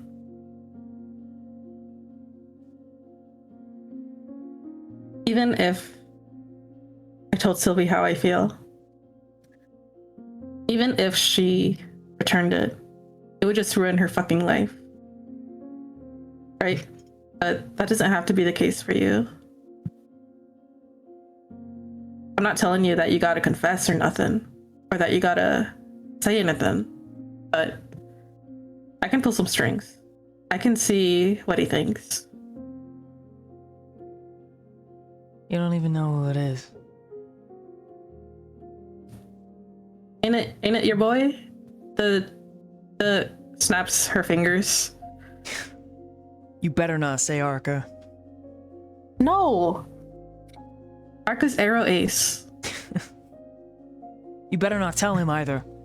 He's already fucking stressed out enough as it is. Do you know that everything is relying on him? You better not tell him. You think he's the only one? Are you fucking stupid? Do you know who you're talking to? Baseball. King, baseball. Everything is on his shoulders. And if you tell him and he starts fretting about me in that mother hen way of his, it's just gonna fuck everything up. And even before we get to the playoffs, we're not gonna play well because he's gonna be worried about me in the outfield and he can't. We just gotta play the game. I'm not gonna fucking tell Arca. Okay, good. Then swear it. And he pulls out his pinky. Swear it right now. It's like, fine, whatever. I swear. She pinky promises. Hey. All right. And no, it's not Corey either, if that's who you're wondering. Oh. Then who? Someone I really shouldn't. Well, I told you who mine was. Well, It's not fucking fair. okay, then I'll tell you if you make a move. Silly? I said what I said. You promise to make a move of some kind, a kiss, a handhold, something, and I'll tell you. And then I'm not gonna fucking make a move if you're not even gonna tell me who it is. I'll say I will tell you. You make a move. I'll tell You you made right a now. move? Is that why? Yes. Is that why you already made a Yes. move? He grabbed your shoulders. Yes. Yes, I did. And do you want to know what happened? A huge What fucking happened? fight. Huge fight.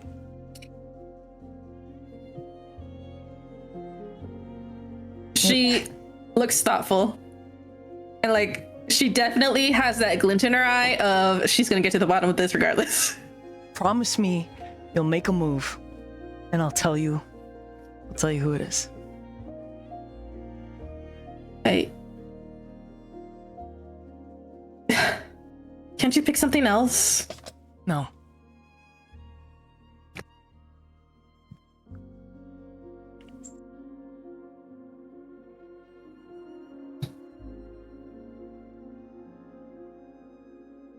Okay, fine. But You if promise. the same thing happens to me, I'm not gonna be left alone by the fucking pools crying my little heart out. You're gonna be there. Promise.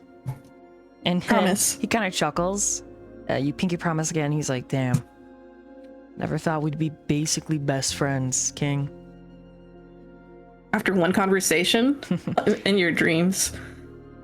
Come But- on. This is a good first step. I mean, we've talked plenty, but it's mostly shut up, Xander. Get out of the way, Xander. Ooh, Xander. Xander, it sure makes you have really nice tits, Xander. Yeah, I remember those. Sylvie's over there, Xander. He puts his hands in his face in his hands, and he bows his head and he mutters into the ground a name. And you don't quite hear him.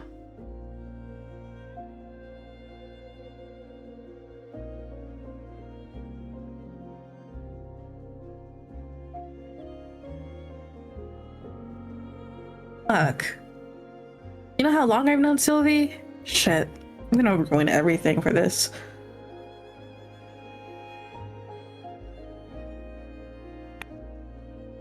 He mumbles some more. If you're gonna say something, at least say it loud enough I can hear. She's saying at least it's not fucking Chadwick Venna, right?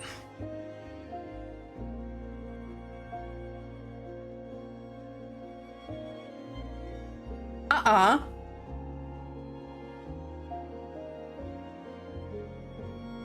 Just nods. It's not, right? It is?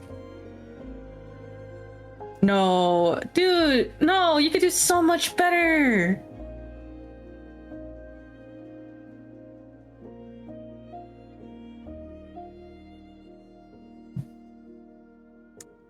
Yep. Xander, no. Xander, he's a fuckboy. Yep.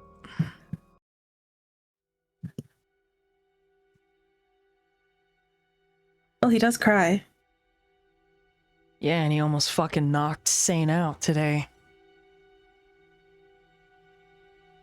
Yeah, he has some issues, dude. I don't know. And I lied. What do you see in him anyway? It's I don't know.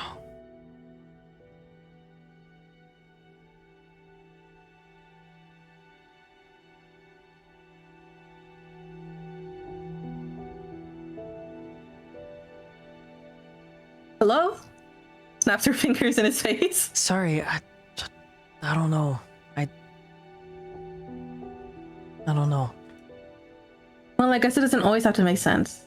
He's kind of hot, I guess. But like everyone on the baseball team is hot. So not fair. Thank you for the indirect compliment, I guess. As if you didn't already know. No, I don't actually like myself very much, so. What? Why not? Ugly. Useless.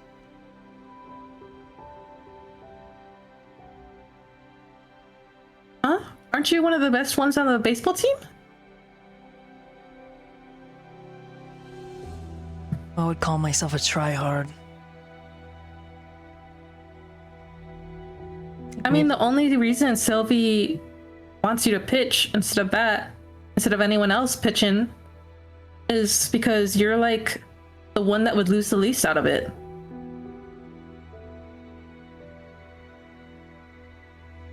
And like, she wants everyone to be well-rounded anyway. You know. Good old reliable That's why- Xander. Don't worry, you need someone there at 6 a.m., he'll be there. But only because he's pathetic and just wants people to like him. Yeah, I know. Hey, if you try too hard to get other people to like you, they're just gonna use that. You know, sometimes I should know. being used is better than being ignored. Yeah, but at least make it worth being used. Make them work for it, you know? He shrugs. Hey, no shrug. She shoves him. That's basically how I live my life. You want my money? If you want my looks? If you want me? Better fucking work for it. Have you ever thought that maybe some people don't want any of that from you? And maybe they just genuinely want a conversation? No. Why would anyone want that? You are really dense. But that's okay. I like you. You're alright, I guess. She blinks. Huh?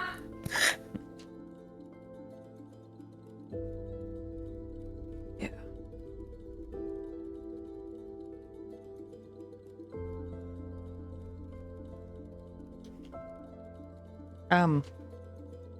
You're not in your uniform. So I'm assuming you left school after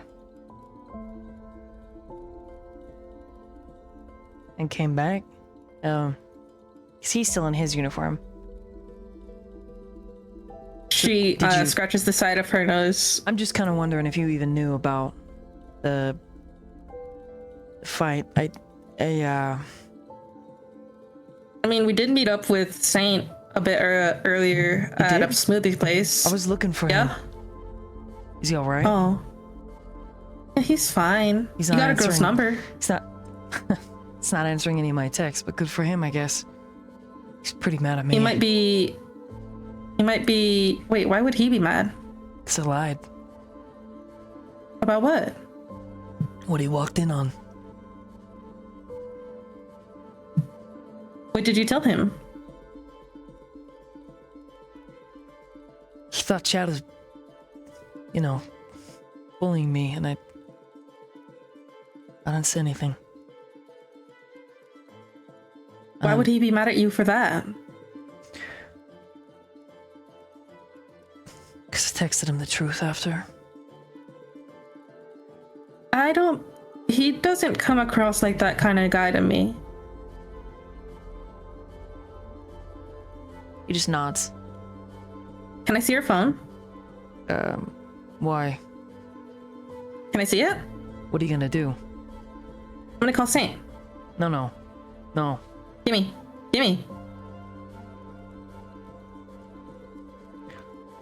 He pulls out his phone and slides it into your hand. You flash it in front of his face and it unlocks. I'm gonna dial up Saint. There's no answer. Gets dumped into voicemail. I'm gonna take Saint's phone number, put it in mine, and I'm gonna call him on my phone. Okay. You get a text that says, "Please text me." I'm gonna text back, no, call me. You see the 3 bubbles, and then, who is this? Answer the phone and find out, loser. He just sends back an upset emoji. Calls him again. Doesn't answer. Spam calls him. I'm gonna spam call him. Okay, stop. He's not gonna. He doesn't. No. He clearly doesn't. No. You're just being. No. Eventually, you think Saint shuts his phone off. Bastard. I'm gonna tell on him. Why? Because he's an asshole. He should have answered me. He does. What if he assumes you're like some kind of hacker or something? Come on. Why would a hacker hack his phone? You don't know. I don't know. Bunch of crazy shit going down. Haven't you seen the news about that new dead wave thing? Everything is always going down all the time. Yeah, but this seems like. That don't make him any special. Okay. All right. Whatever you say. You're the king. I'm gonna text him. I'm gonna tell Betty you're an asshole. What? What? Don't do that. He thinks she's cute. Come on.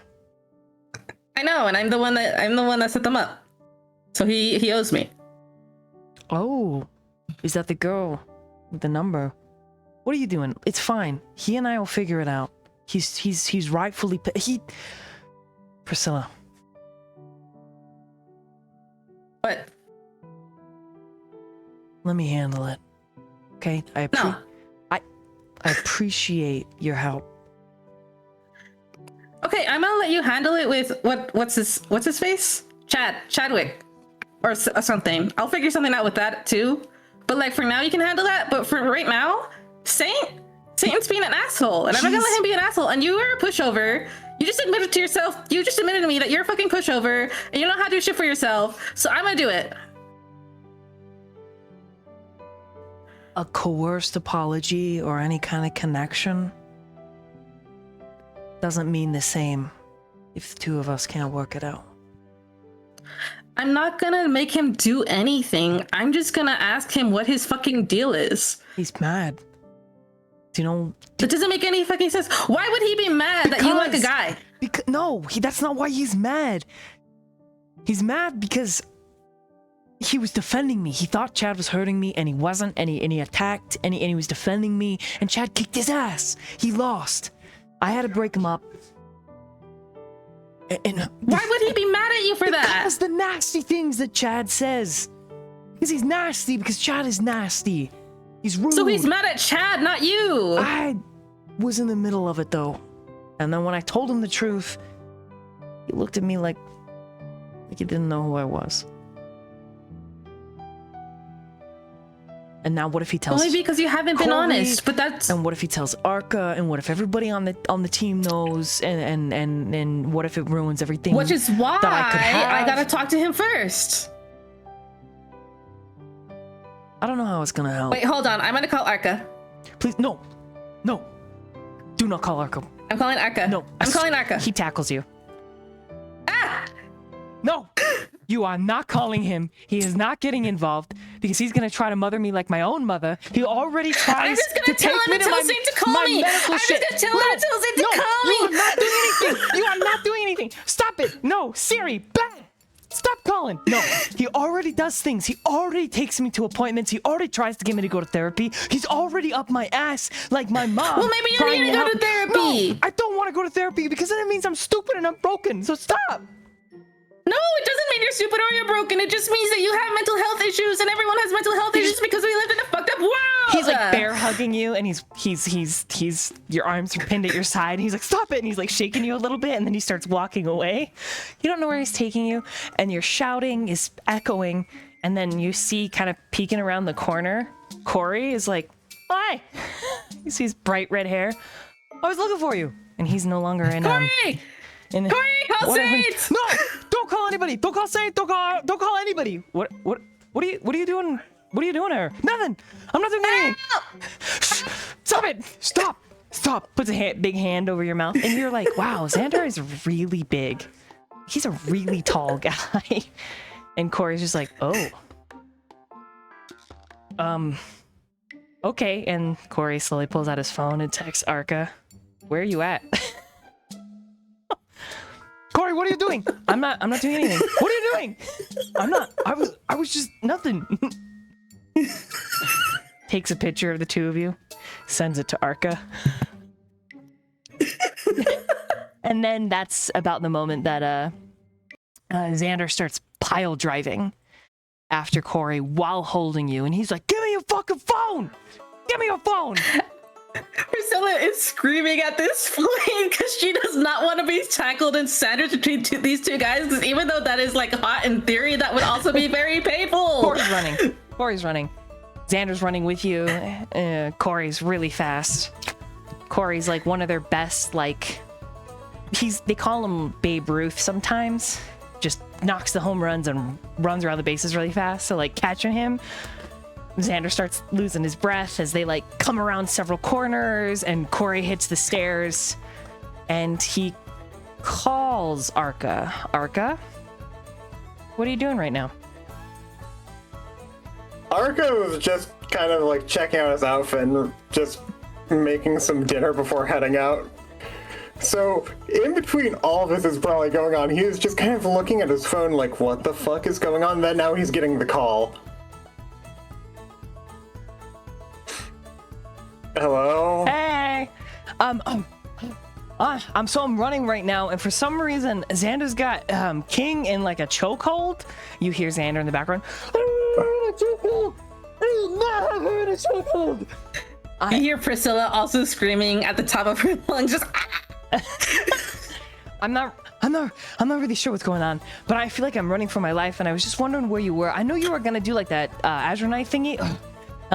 Practice like just ended and stuff. I don't know if you heard about the huge like meltdown in the baseball locker room. It was big. It was bad. It was big and bad. I don't know. Just typical. Anyways, I think Priscilla wants to talk to you because something's happening, but I can't tell. I just know that Zane has been crying again. I have not. What? I don't know. Are you busy? Corey, just stop running for a second. Give Prissy the phone. If I stop running, Xander's gonna hurt me. Fucking tell him I said chill for like 5 seconds. All right, Jesus. I'll do my best. I'll parkour. And he slides like home run in between Xander's legs and pops up. And he goes to trip Xander, but Xander's protective instincts take over, and he flips so that you land on his chest, knocking the wind out of him. And so he's just on the ground underneath you, Prissy, like. I'm gonna wiggle out of his grip like a cat. And Corey hands you his phone. It's for you. She pops up, adjusts her hair as though Arca can see her, and then answers, "Hello." What the fuck is going on? So, can you tell Saint to call me? Yeah, sure.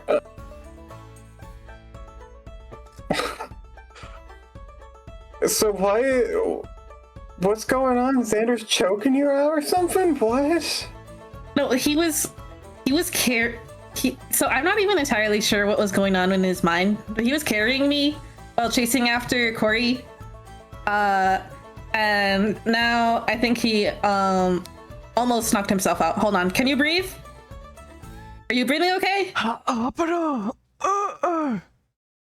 Yeah, He'll be okay. He'll be fine. He's all right. I just, you all right? You hear Corey? He's like, so why are your eyes all puffy and red? You all right? You feel really bad? You already apologized.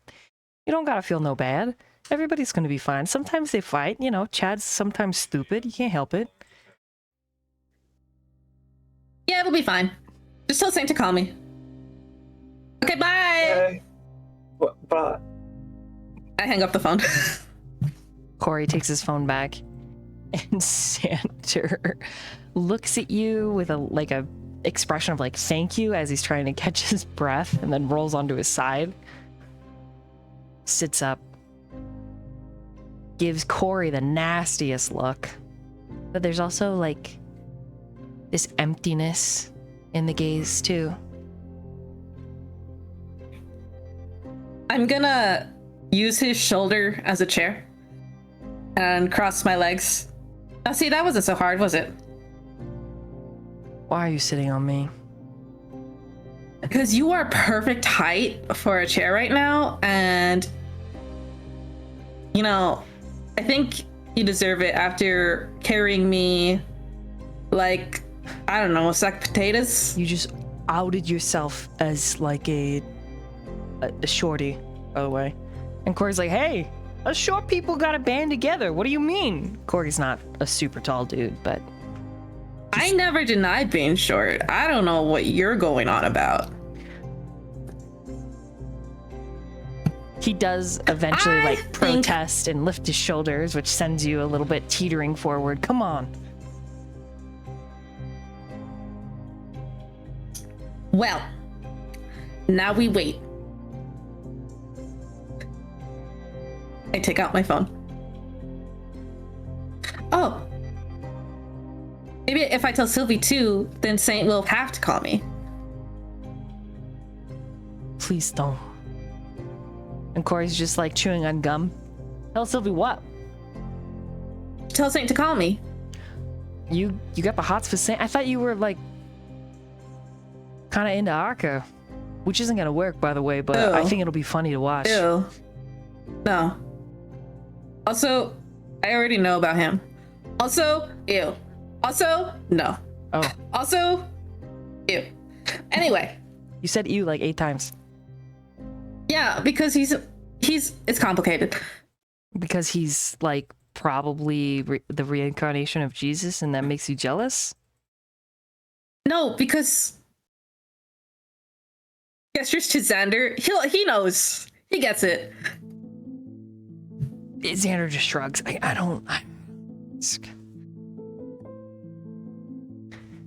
Corey's like, okay, well, that was fun. The whole run around stuff. But, me and you gotta go. Rides here.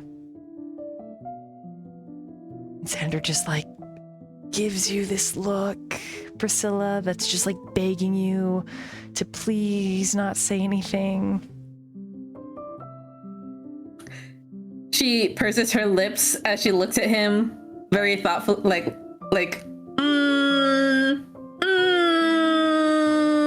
think about it.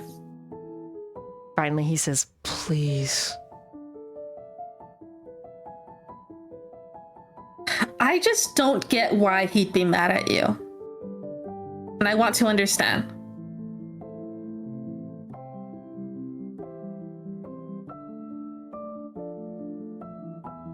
He looks defeated at that. Is that okay? Is that okay to wonder? I just would rather you not say anything. That's all. All I'm gonna do is I'm gonna ask him why he's mad at Xander. Corey's like, yeah, I'm wondering the same thing. You know what? Maybe you could tell me later. Can I give you my phone number? Yeah, sure, whatever. I'll just have the whole baseball team on my phone. Oh, cool. I got us in a team. It's called, look it, my manager and my boys. Fine, whatever. We're all gonna be in the same book club anyway. Oh yeah, that's Sylvie. Sylvie said something about that. She's such a cutie. Yeah. She's already got some books picked out. I think maybe you'll like them. I don't know. It depends on what you're into. Nope, you'll definitely be into it. Xander's blushing, and Corey's just like, okay, cool, yeah, just kind of an easygoing guy. Exchanges numbers, and he adds you to the baseball team, and is like, look who I found. And then, like, immediately, Chad starts typing, Saint starts typing, a couple other boys start typing.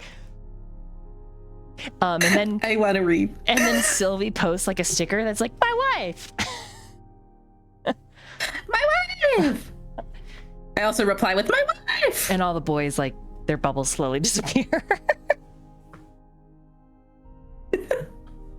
Yeah. And yeah. Priscilla renames the group chat to book club. This way you can add more people. Anyways, you need a second, Xander? I can tell them to wait, but we don't have very long because they got to get to work, so. Yeah. I'm going. Gives you one more look, Priscilla, and then the two of them start to leave. Get therapy! And then Chad in the book club just sends ... Saint is like ... hi ? Hello? This is, and then someone else is like, this is book club now? Corey I have declared it book club. Corey's like, looks like it. Apparently there's a bunch of new people not on the baseball club that are going to be a part of book club. And so he's like, oh yeah, that's right. I could add a couple. Yeah. The more the merrier. And then someone asks, who's going to Azure Nights? Maybe we should hang out, get those slushies that we really like.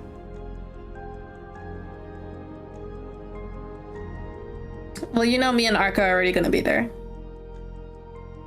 Someone sends wiggly eyebrows. Someone else sends the Homer, like, disappearing into the bushes. Arca, your phone Priscilla is just sends like an overly large thumbs down button. Thumbs down emoji. And we meanwhile Arca, but we're still kind of a little bit back and forth due to the nature of the role play. But Arca, your phone is just buzzing. Arca's still holding his phone in his hand, is about to call Saint before, like, fucking 20 messages just popped up. Yeah. And yeah, he's going to straight up just call Saint at this point. Okay. Mina is sitting whatever. like behind you, like at the table in one of the high, like the really tall, like stool high chairs. And she's like looking up from her magazine, giving you like a look of like, what's going on? Give me the tea. Put it on speaker. Wince at her, just like, what? No. The king just called you and you're not gonna put it on speaker so I can hear it? Disrespectful. Not calling her. Chill. 5 seconds. Disrespectful. Are the eggs almost done? Smells really good. Tucking the phone on his shoulder, waiting for Saint to maybe pick up as he's trying to fix the pad thai. Just as you think it's going to drop into voicemail, you hear Saint say hello. Hey, man. Hey. How's it going? I assume you're seeing, like, the fucking change in the book club thing? Yeah. Yep. It's okay, Sylvie's already started a baseball chat, I guess. Yeah, speaking of, and our new member, I guess, Priscilla King wanted me to tell you to call her. Why?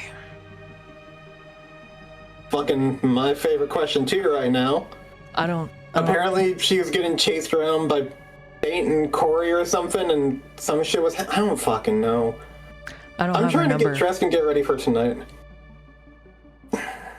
I'll give you her number, and he'll just kind of say it out loud to him.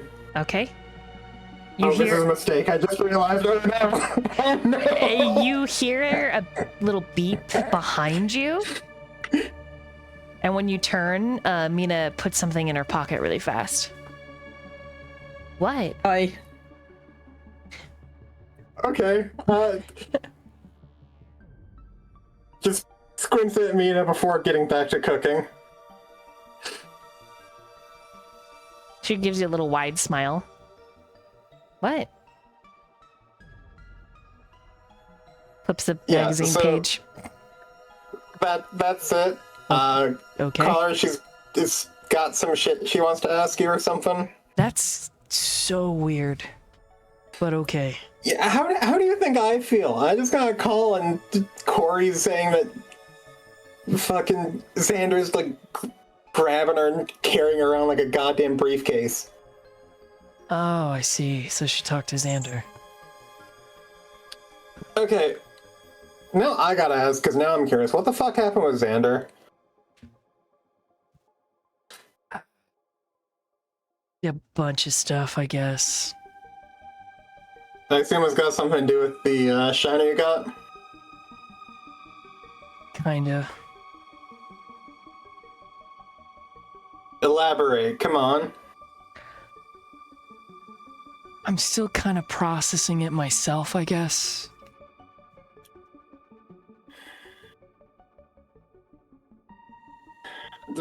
Process all you need, but just I'd like to be informed about what's going on with my friends.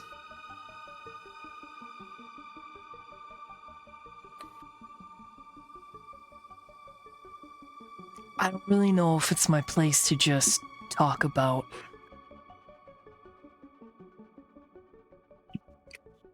Whatever. You should message or call Xander then.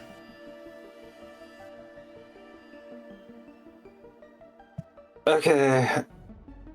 Jesus, is a fucking game of telephone. Call them, get called by someone else, call someone else. Oh. Sorry. Look, you're good, man. Just fucking take care of yourself. Alright? Yep. And, hey, just a heads up. Fucking tomorrow at school, next time I see Chadwick, I'm probably fucking sucker punching him. Yeah. It's complicated. He's an asshole, but Oh, yeah. it's fine. Who says I'm doing it for you? I'm doing it for me now. Oh? Why? What happened? Like more? More shit? One, he fucked with my friend. Two, he is just kind of a fucking prick. And three, just fuck him.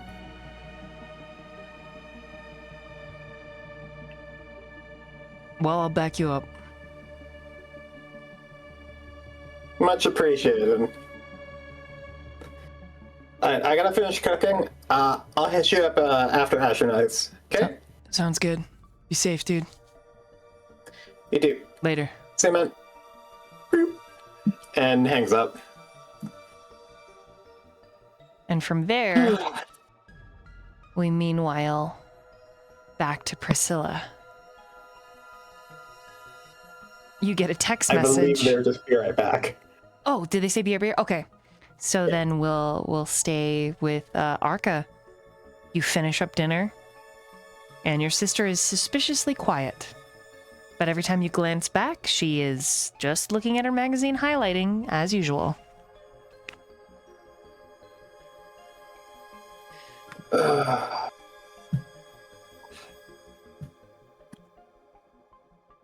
Arca actually having a moment to think about things, just pauses, puts the things down, and holds the bowl up in front of her, but does not let her actually grab it.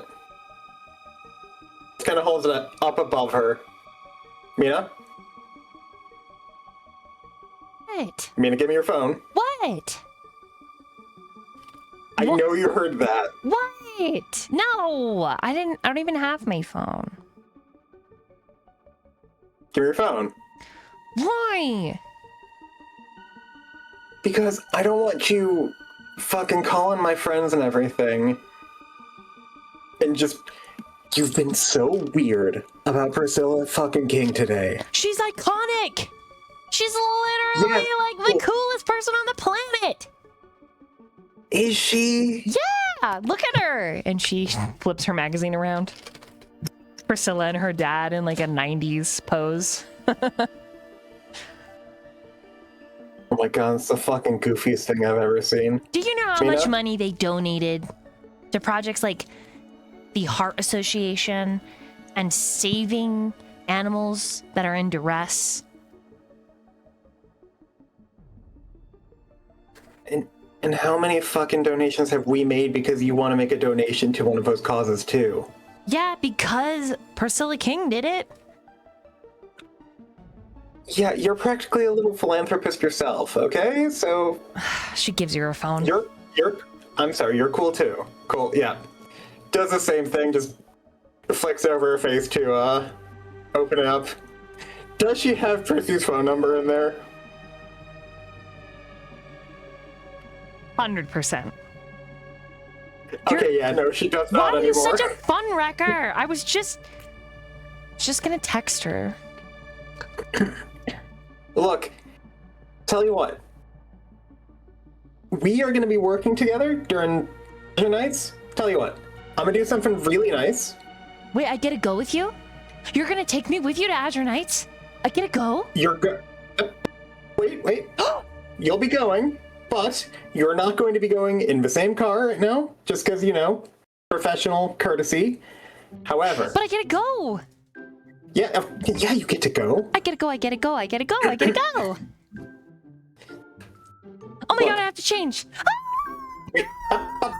Wait. You grab the top of her head. What?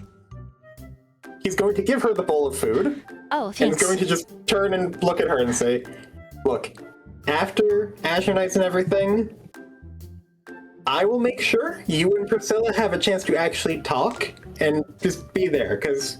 1, we're working. 2, yeah, I guess we're kind of friends now. A question mark? We can be friends. One of her best friends is a manager of the baseball team. She's just like humming, like buzzing, giggling. There is one thing though. Eat your dinner. And when we get there and everything, behave. Best behavior you could ever fucking imagine. Yeah, of course. A saint and a half. Yeah, 100%. Scout's honor. I'll be the best there has ever been. We have a deal? Deal. All right. She takes her bowl and is Cool. like... is like hopping away towards her room.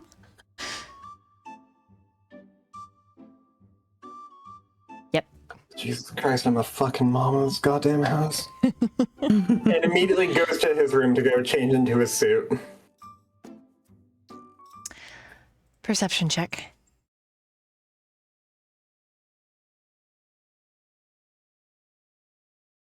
Damn it, fucking advantage is not giving me shit.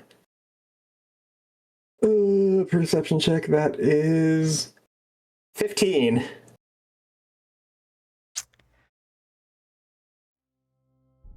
You change into the set of clothing prepared for you by your agent and Arca Astralin Industries. There is a note from your parental figure. But the note says just your name. Very sterile-like. And as you dress, it's reminiscent of your Imaginite change. But not quite. And it's like a take on the outfit. And this overwhelming sense of sadness comes over you as you're looking at yourself in the mirror, and that is not common. That is new. And everything that's happened today comes rushing to the forefront.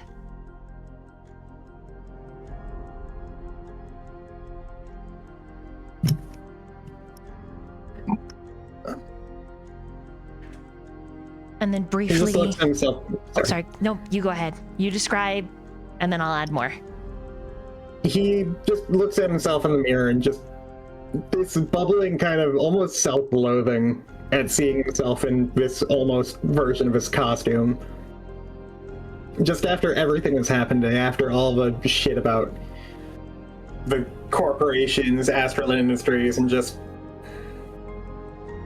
It feels more like a prison than it did to be a symbol of kind of hope that he wanted it to be.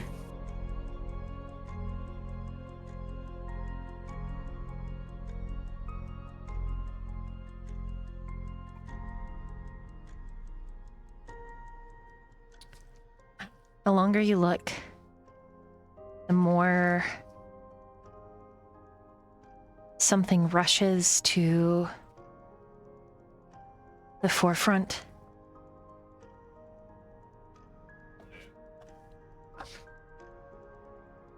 It's like an echo.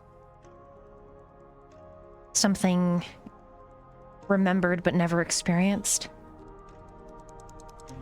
Feels like something is something or someone is shouting at you from a great distance, and as the memory reaches you, it's barely a whisper. But you hear someone say the name Xavier.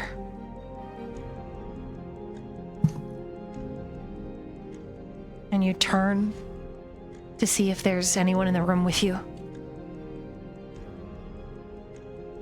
And then when you turn back, standing in the mirror is the woman known as Vanessa for just a half a second. And then she's gone.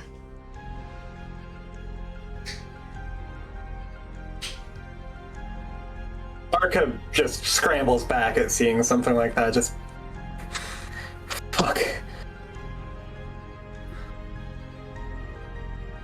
Fuck is going wrong with me, goddamn.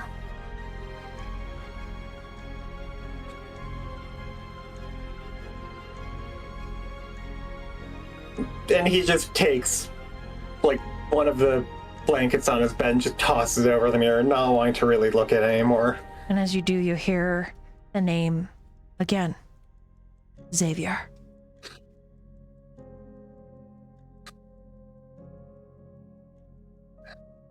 Fuck do you want?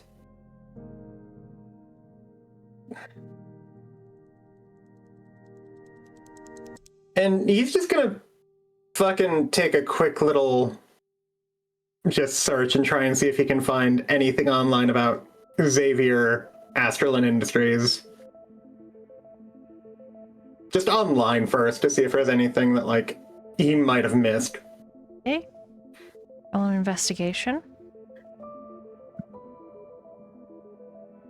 I'm gonna roll a inspiration on that. Okay.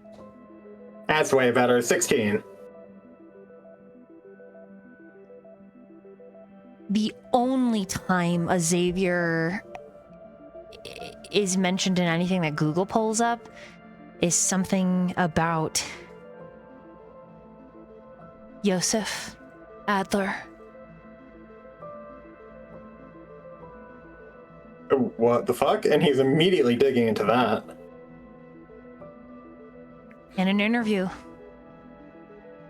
It's a little tiny clip on this ad-riddled, very podunk-feeling website, and it's Joseph saying, Yeah, right. Everything to my bestie. You know him as Xavier.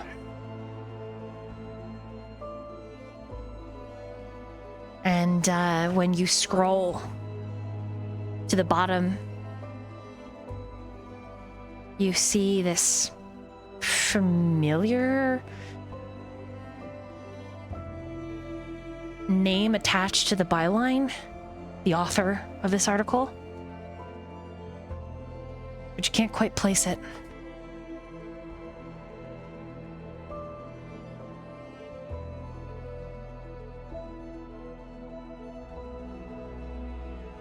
He's gonna take one of his notebooks and just kind of pen and paper, completely non-digital, just start writing down things that he knows.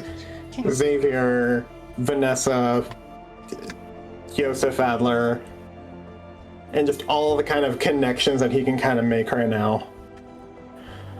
And this As undigital as he interview- can right now. This interview looks like a really young Yosef too. Like young. The little snippet is really grainy, like it was filmed on a crappy recorder.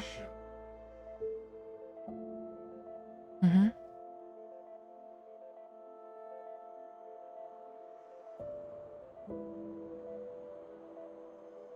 Roll me another insight, or just an insight in general.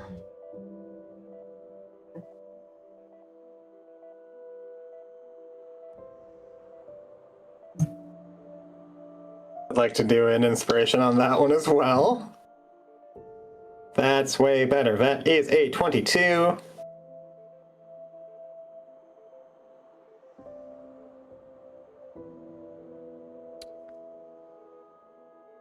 This article is written by Starbreath, and that doesn't make any sense. Because that's a Маги Knight that you just recently encountered. What the fuck? Immediately goes back to his notebook and kind of almost a bit of a panic and just writes that in there too.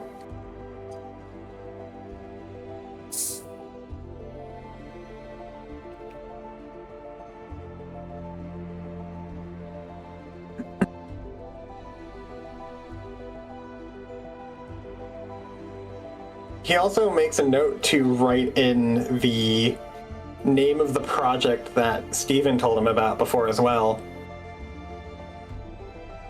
Hey. I think it was like 000X. Yeah, sure. 000X. X4, I think, was it in particular, but... Well, no, they're all... Hey. There is a part of you that wants to look in the archives.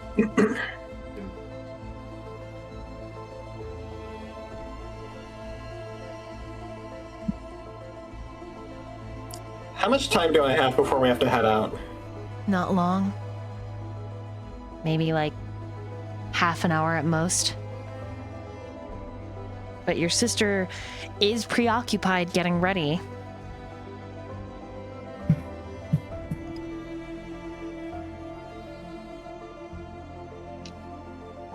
Okay, time to be irresponsible. Yeah, Arca's going to go to the archive and type in the code that he remembered from this morning.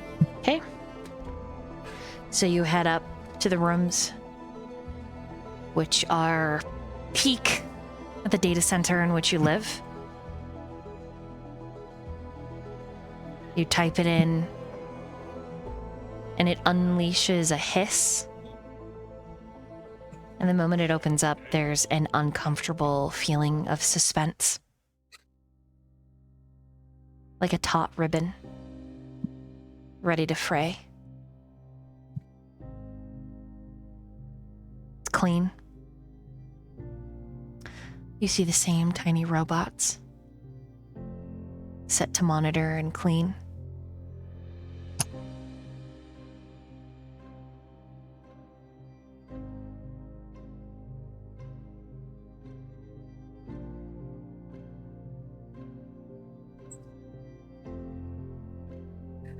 Arca's just getting stressed out by all of the things looking at him right now, so he's just going to take his coat off and throw it on top of one of the robots. Okay. Just stop fucking looking at me. Roll an investigation.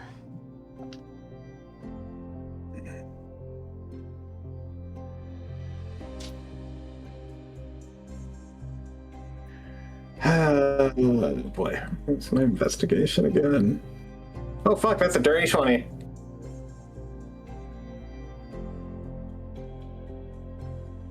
Your spine tingles, and it ends in your left palm. It's a strange reaction. It's just burning. And you bring yourself over to the corner where you remember from the vision there was a set of stairs that spiraled downward. There was a small bank of computers, but there is nothing there. just a wall.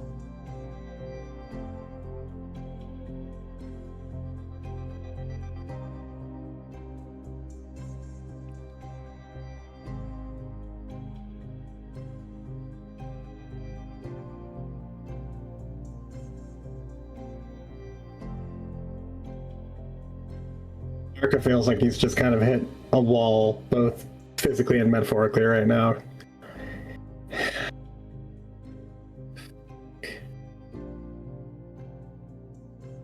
And he's just gonna, just out of frustration for everything right now, just slam his fist up against the wall.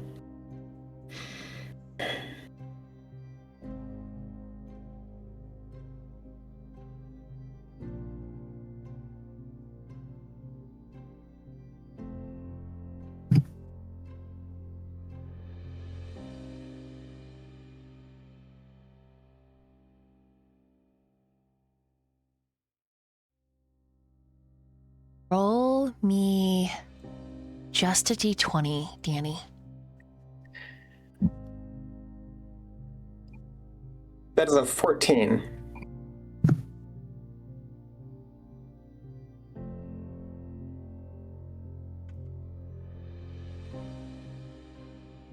There's a sound because you're hitting the wall where this space was, where this staircase was, correct?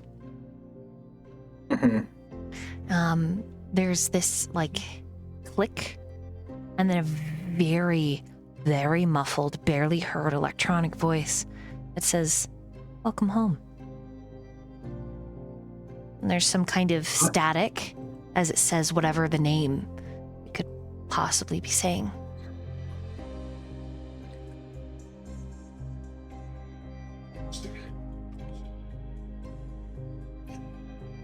Hello?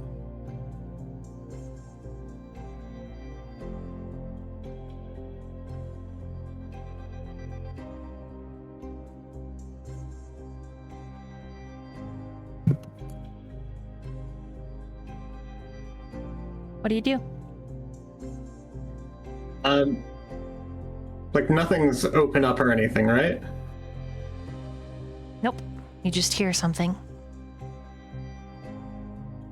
Arca's gonna put his ear up against the wall and just kind of try and speak out loud to maybe see if it's voice activated. Hello?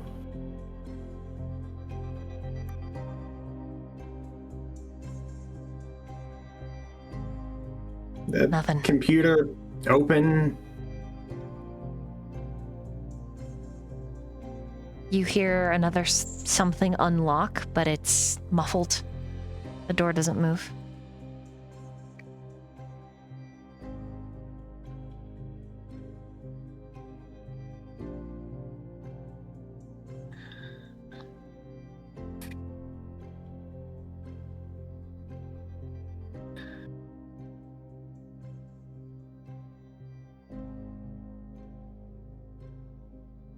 Arca's just going to say, computer log off, and just is going to pick his coat up off the floor.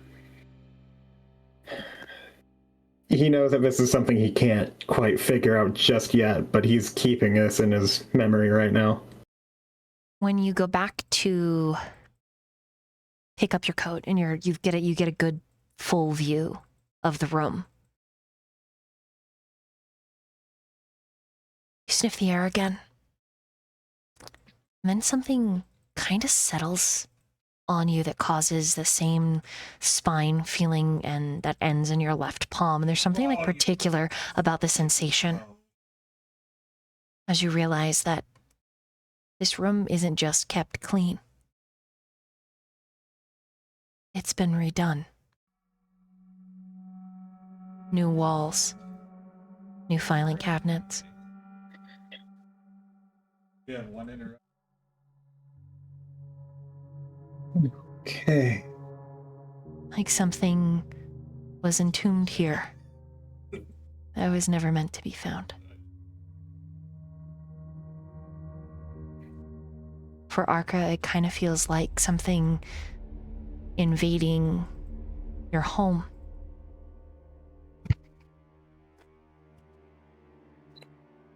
The next thing that Arca realizes, there are panels. And at first they look like decoration. And then he kind of sees the symbol. It almost looks like an upside down cross with a hook.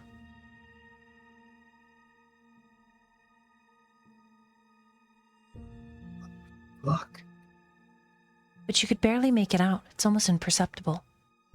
It's just a bunch of well-placed lines in the metal walls themselves.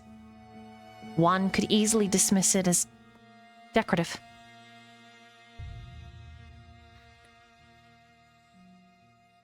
He's gonna go and just kind of put his hand on the symbol, try and like see if he can just trace the lines. It's that far wall where the stairs and the desk used to be. The metal is smooth, new. Wherever it was bolted, hidden. The lines themselves are just cut sheets that fit almost perfectly, almost like shiplap.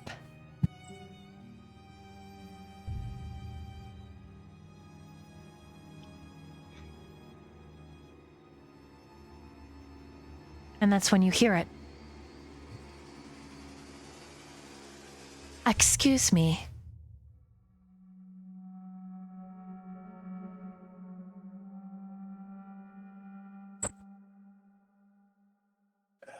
Hello? When you turn, you are a little surprised to see one of the researchers. Her hair is blonde, almost platinum blonde, like silver almost, pulled up really, really tight into this twist. Her skin is almost as pale as her hair, and so are her eyes. We received a warning that this door on your floor had opened. I'm glad to see that you are all right. Could I perhaps help you find anything? And then you remember her name. Just Smith. Which Mina says was weird because her first name is Jane. She says, who the fuck names their kid Jane Smith? Maybe somebody who's into true crime and thriller. But Mina has never liked this lady. But she's been around as long as you can remember, Arca. And she's never done anything uncouth. She's just a geek. Her social skills are kind of bad. Your sister says she's creepy. Never liked her. And so as the researcher, Jane Smith, or Dr. Smith, smiles at you, her head tilts slightly. Could I perhaps help you find something? No, I'm fine. I'm good. I just need to get some kind of time alone, you know? Ah, you are at that age, I suppose. But perhaps a therapist. Someone that you could talk to about this feeling of needing to be alone. No, time alone means time alone. Time for me to just, think. I see. You know? Then perhaps I shall recommend the library. Or the grounds. Yeah, maybe. I was just up here because it's... Yeah. I'm sorry if this is causing any problems. I'll head back out. Okay, as you step out and she goes to lock up and presses a button, she says, how did you come about the code to this room?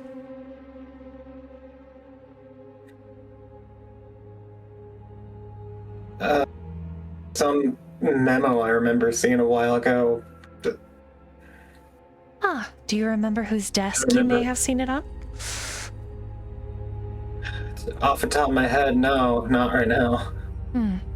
It was a couple weeks ago, I remember. I'm sorry. No problem.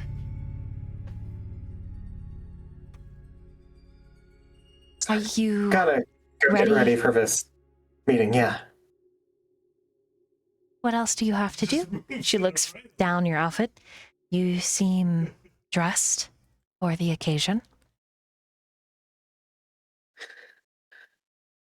Well, I gotta wait for my, the guest of honor to show up, you know?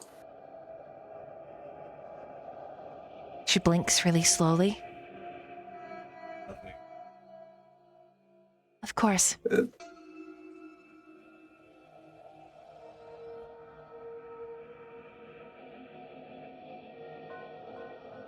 Thank you for your concern, Smith. I think I'll be okay, though. You have a good rest of your night, okay? You as well. We will all be rooting for you from the lab.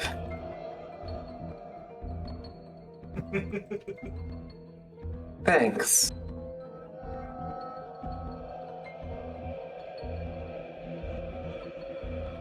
She watches you. Where do you go? Arca's going to just awkwardly have to walk around her before turning back to go get Mina and pretty much immediately leave if possible. She stands in front of the door. You disappear into Mina's room. Mina's getting ready, and when the two of you step out, there are now guards in front of the archive.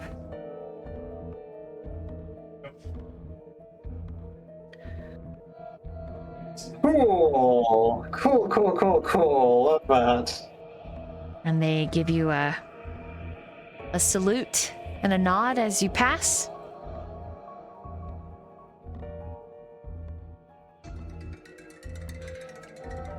Arca's gonna put on his best industry smile and then walk away.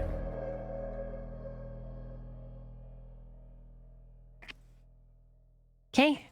It is only when you are in the garages that your sister says, "What the actual heck?"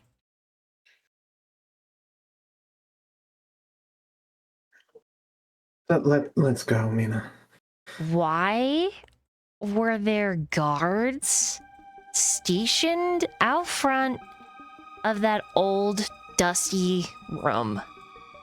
What, are they afraid we're gonna get in there and read their bank statements? Oh no, we're a multi-dollar company. Was that creepy, or was that just me? No, that was a bit. That was a bit much. How the heck are they doing that all of a sudden anyways? And freaking that Smith lady. I bet you she put them there. God, she's so creepy. You know, I'm kind of inclined to agree with you this time, yeah. Why are you acting And all Arca's stiff? She pokes you in the side.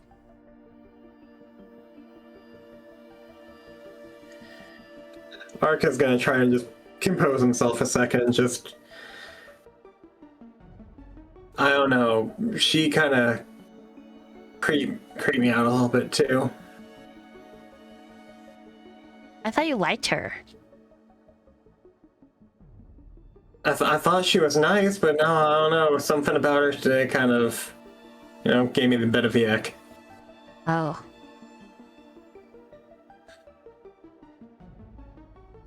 Did you hear about the new AI program that she's trying to implement? What? Yeah, it's literally in court right now. Read some papers off of that other guy with the creepy name, John Doe. His desk. What the fuck? Just when I was down in the lab. Pretty freaky stuff. Oh yeah? Yeah. Like, weird, but fine, I guess. Yeah. Pretty fucking weird. She like sits down next to you. Alright.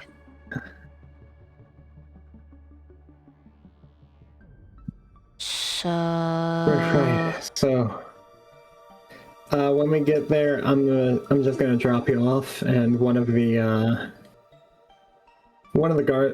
guys is just gonna walk you out towards the front of the crowd, so you'll be able to watch everything. is Bob going? He's my favorite security guard. Yeah. You know, I do pick him out specifically for you. Nice. Yeah. Bobby's the best. He's not overbearing. He also thinks John Doe and Jane Smith are freaking weird.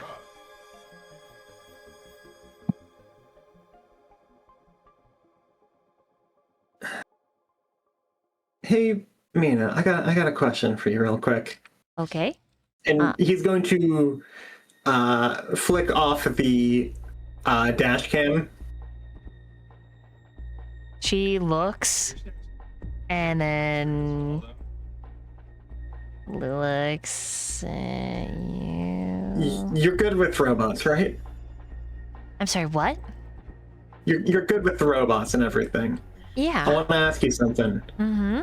I mean, how do you think I got in the lab? I hijacked one of their robots from his reading shit. Okay. Do you think if I ask you to take a look into something, you can do it without getting caught? Yeah, probably. Why? I got a project I want to look into at some point. You don't gotta do it tonight. We got a lot on our plates right now. But if I ask you to do something, would you do it? Yeah, of course. Thanks. And he's just going to pause and just reach over and give her a pretty big hug. You're okay, right? Like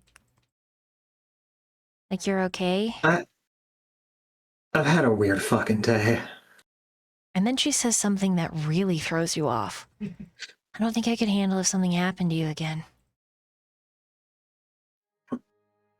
What? Yeah. You know, like the accident.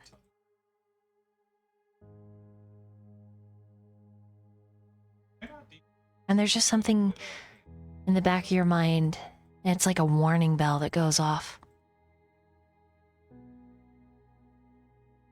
And if fog rolls in,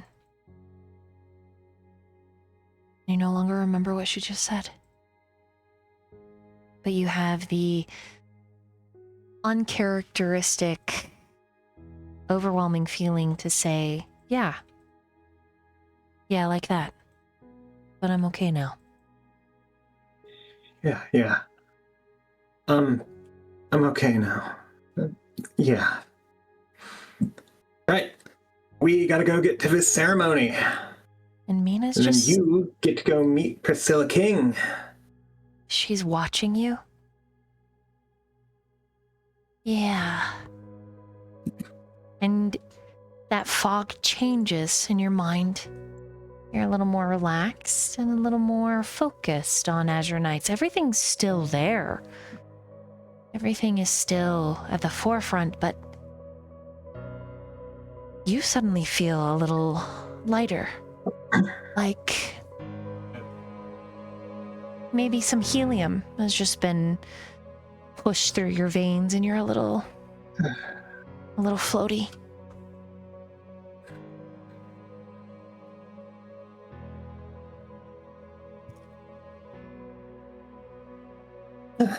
I think tonight's gonna be a good one.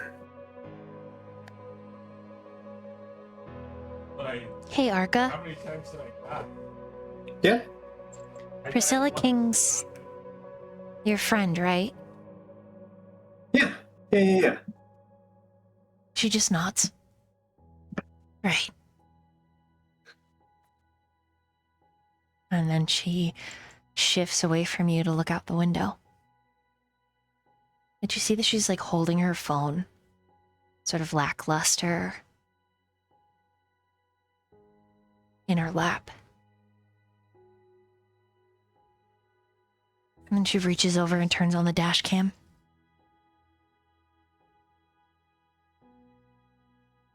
Huh. How'd that get off? Probably just bumped it on my way in.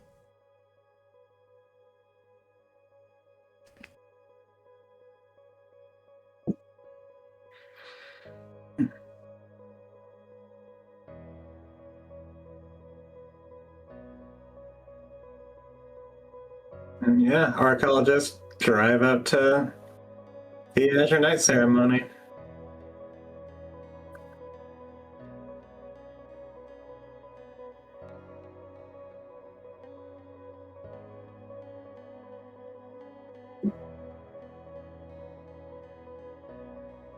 From there, we're gonna meanwhile over to Betty. Oh boy. You have finished getting ready. You are pretty much set. Don't worry, we will come back around to Priscilla, but Betty. What are you wearing for the Azure Night ceremony? One of the outfits that Priscilla put together for her.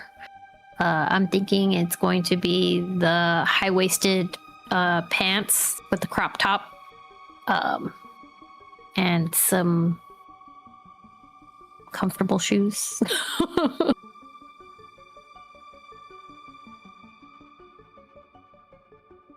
Pasta at your feet says, "You look beautiful, Betty. So pretty." Thank you. Are you going to change your hat for the event? No, this is my favorite hat. Okay. Besides, it's my stabbing people hat. Why is it your stabbing people hat? It's the guy who had it before me. He stabbed people. Oh. Till he got stabbed himself. Okay. She's like a little grateful that it's not that he has like a shiv hidden in the hat and that it just belonged to somebody who was known for stabbing people. It could be worse. Okay, well, Steven's dressed up too. I gave him that bow. And then... You sure this is okay? Like... And she's like covering part of her torso that's exposed, and she's like trying to pull the crop top a little lower, but then the top goes down and she's like trying to stretch it to cover more. Pasta nods. I mean, it's not really like armor, so if someone tries to stab you, they can stab you in the soft middle, but it looks pretty. Oh, thank you. Okay. Do you think it's gonna be cold tonight? Should I put on a jacket? Maybe just in case. It is snowing. That's right. Yes. Snow. Okay. And she like gets... Did Priscilla get her any jackets? Yeah, but they're still all cropped. It's not gonna... I don't think it's gonna be cold, though. Or she would... Yeah. She like looks through the jackets and she's like trying to find something that'll cover her, and she's just like, son of a... Suffer in hotness.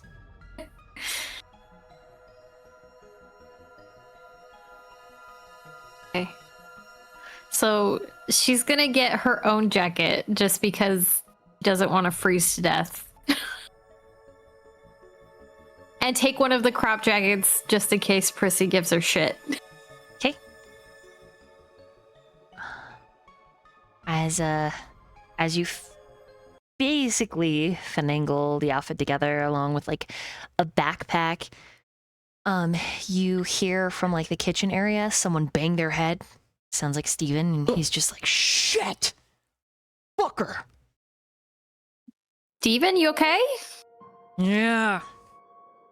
And you hear the rasp of a lighter. But the shadow cast is way taller than like a 2-foot stuffed animal. Is he going in his human form? You step around the corner to look. Yeah. Your mouth goes a little dry with the handsome punk rock bow tie wearing man standing there making a grilled cheese in Did he make his. himself normal under a table? Sorry, I'm so sorry. Curious too. Yeah, I mean, you don't know, but it does look like he's pretty tall, and all the cupboards are opened, and everything that he's used is just spilled contents. Huh. Like the body of the cupboards just gave way and the innards spilled forward. All just to make a grilled cheese. Yeah. Yeah, okay. Is he? Does he smell like weed? Like, does he have the munchies right now? Is that what's happening? 100%. Oh yeah. Okay. And then he turns to look at you. Do you think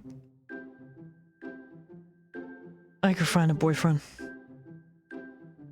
Yeah. She says without hesitation, because you know he saw it. He squints. She. Are you lying? No. You can see that She one, sits at the one table. eye is totally white. And the other one is this really pretty violet color. You don't have to not like hurt my feelings, you know. Like it's okay. I'm not trying to lie. I just, you know. What kind of boyfriend are you looking for? Are you sure you want me to answer that? Yeah. Okay, this is, you asked for it. I want one who's really good on his knees. Oh. Okay. I don't really care what his face looks like, as long as we about what that mouth do, right? Pasta's just like, oh, what if we gonna unhinge his jaw and then just eat you? No, not pasta, not like that. Like, you know what? That's right, pasta. If he could just unhinge his jaw and swallow me whole, I'm in. You notice that Okay. Steven's pretty thin. Tall. Thin. Huh. Yeah, pretty. Pretty boy. Lots of piercings. Looks like he's got lots of scars. Pink hair. That's sort of rockerish. He doesn't...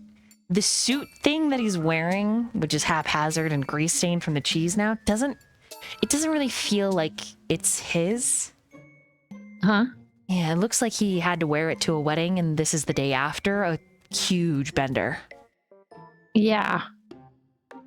Okay, what does the suit look like? Like, is it just a regular suit, or is it like Ronald Weasley got his aunt's old suit?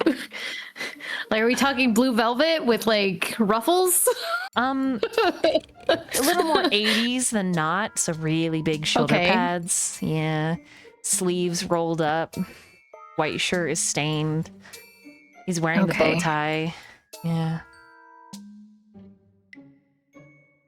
All I right. guess I'm just asking because I kind of have two reasons. Obviously, I want to go do the whole fucking up with their AI, right, to help keep you hidden. But I also, I don't know, if I have to look like this, I feel like I might as well enjoy it, right? I mean, look at me. Yeah. Okay. And she kind of looks at the grease and like makes a mental note to like get something cleaner. Like, does he have other clothes? You don't think so. Okay. I mean, there's a leather jacket that just reeks of cigarette smokes, and like a tank top that's seen better days, and a pair of jeans that are holey and patched. The boots, he's still wearing them. Like some kind of dark Doc Martens that have been well loved. Okay. This is, so he's got a tank top. What color's the tank top? And is the leather jacket like in okay condition? Yeah, leather jacket looks great. Studded. Looks like he's sewn patches into it. It is also like really supple. Like he's had it for a long time. Roll an insight as you're like examining him and the few items of clothes that are also spread out in the kitchen. Okay. Insight. The kitchen sink, which is really just like this huge basin where they probably washed things for the skate rink back when it was open. You can see that he's got like a shaving kit and shit. Oh, you. Yeah, hold on. I'm gonna use one of my inspirations. I got a D20 with the rolls. Let's see. Give me something better. Come on. It's son of a 7. It is better. It is better. It is better. It is better. Not much better though. He's just like, okay. What are you looking at? I'm thinking if you want to impress somebody, grilled cheese stains are probably not a good first impression. Do you still have that leather jacket that I saw you in a while ago? Mm-hmm. You look good in that. Is the stain on his shirt or just his suit? Yeah. Top. It's on a shirt too? Mm-hmm. Messy eater. Okay. You just watch this glob of cheese just like fall into his lap and he just wipes it and licks it off his fingers. You need a bib. Okay. What do you mean? All right. Look at you. Your clothes is eating more than you are. I'll have you know, I told a guy that he likes guys with pink hair, so if he's at Azure Night, I am definitely getting a date. I remember that. But do you really want grilled cheese stains to be the impression that you leave with him? I don't. She raises her eyebrows at him like, seriously? Maybe you're right. I know I'm right. Finish eating. After you're done, clean up your face. I did. Get that jacket. I shaved and I cut my hair. After you finish eating, because you've got, and she like motions over her face and his face, you've got cheese. Oh yeah, all over. All over. I'm saving it for later. Yeah. You'll be saving it for your date. That's not what they're gonna want, okay? How did you get it in your hair? Oh shit, it's in my hair? And then reaching up to touch his hair, he gets more in his hair because his fingers are greasy and he hasn't wiped them yet. And then he takes that and like wipes it on his shirt and he's like, oh shit. Napkins. Even. He just goes back over to the sink and in between bites, he like runs his fingers under the water. Till eventually his sandwich is soggy, but he still eats it. Yeah. Okay. All right. So after you're done eating, we'll get you cleaned up, get you in that jacket and that tank top. Okay. We're gonna change your pants into those jeans. I'll just borrow some of your stuff. Look at it. She's got you some. I could wear these, and he holds up some leather pants. I could wear these. I mean, maybe. Yeah. I don't know. He like shuffles through clothes, pulls out a girl's thong. Yeah. All right. And a couple more things. God, is it all her eyebrows just tops? keep rising because she didn't realize like Prissy had gotten her all kinds of shit like that. Yeah, pulls out a cute bra. Oh, this is cute. Look at it. Maybe if you Yeah, I had don't think that's your stayed, you could have had more input. Here right now. I don't want to hear it. Okay. I'm thinking, since there's a little bit of flexibility as far as what Prissy got me, because she got me so much, are there any like fishnet crop top things? Okay. I think he would be good in a fishnet crop with the leather pants and the leather jacket. Okay. We're gonna straight up go like he's gonna look like a 90s action star. Oh yeah, rock star. Like he after the grilled cheese and he changes and he steps out. Not bad.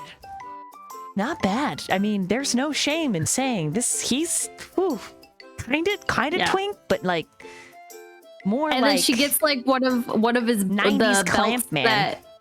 Yeah, well, I get one of the belts that Prissy got, and I like go around and I only put it through like one loop on one side, so it hangs on his hip on the other side. Nice. And it's studded. He's like, hey, how do I look?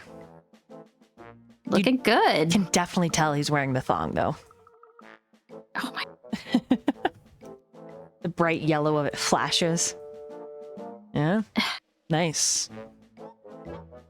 Okay, all the pants that she got me are high waisted. I kind of like yank it up from the back. Hey, I did that. What are you doing with my whale tail? I need people to see I'm available. You don't want to show that off yet. You might get somebody else's attention.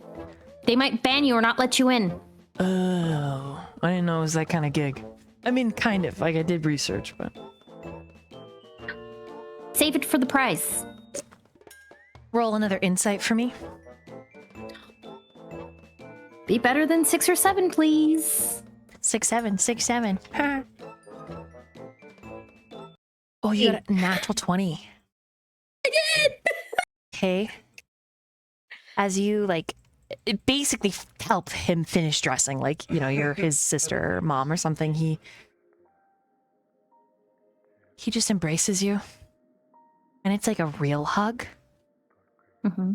And he puts his chin on the top of your head and he smells like cigarettes and some cologne that he put on to try and cover it. And you definitely think it's the jacket. And he says, I'm a little scared, Betty. Why are you scared? what She if hugs him back tightly. just I don't know. And he's still talking on top of your head, just like if anything happens, everything is so fucked in the rules. I can't intervene.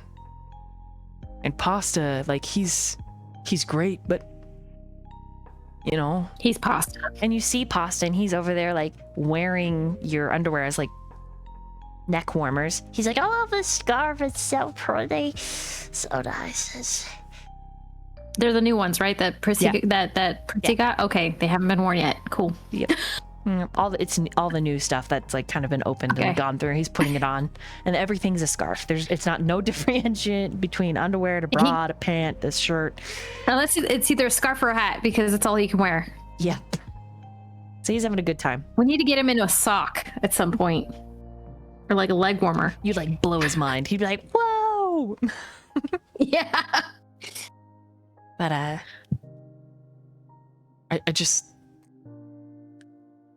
got a lot at stake here, and I don't want to fuck up, and I don't want anyone else to fuck up or get hurt, and I don't want to be the reason that there's pain or you know, there's so much that I wish I could just tell all of you. And I can't, because if I do, they'll know.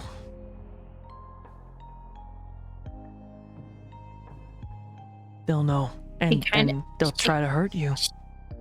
She gives him a squeeze and kind of pulls away to look up at him and says, hey, I know you can't really intervene, but knowing that if you could, you would, means the world. What if I do intervene, Betty? Right? And I fuck up the whole thing? Because I would do it.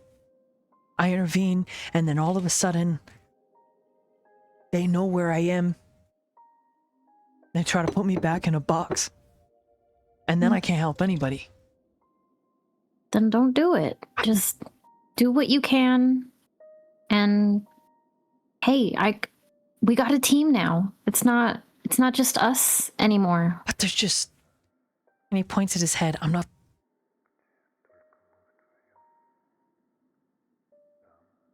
And then he exhales, and he steps away from you. Hands drop to your shoulders.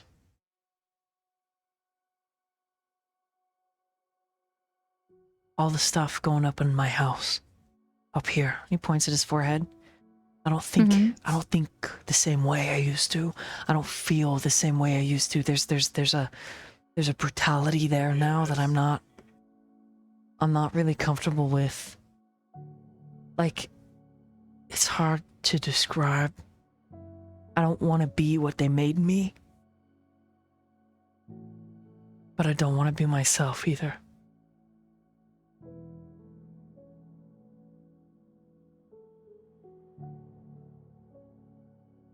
I think what you should do is be who you want to be. Can't. You know? You can't right now.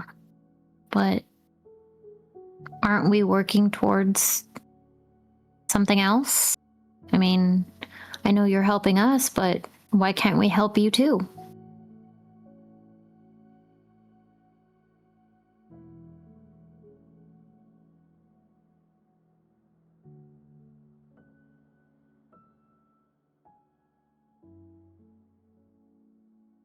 You're a part of this. I know we haven't known each other for ever, but I see you and Pasta's family.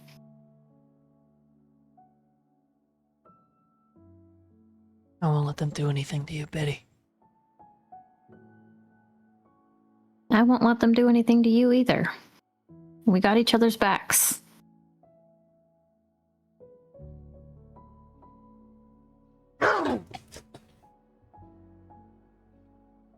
That's just Pasta over there growling at the clothes. He found a sock, he can't figure out how to put it on.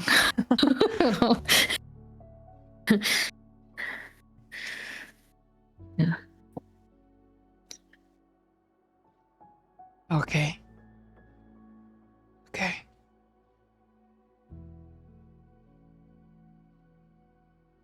Then he kisses the top of your head, like a brother or father might do.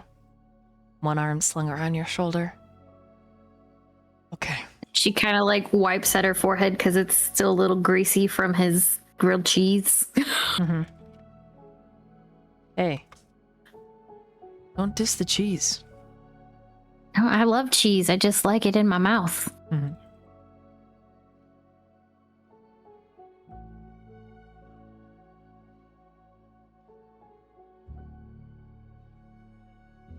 Is there anything? Kind of nervous.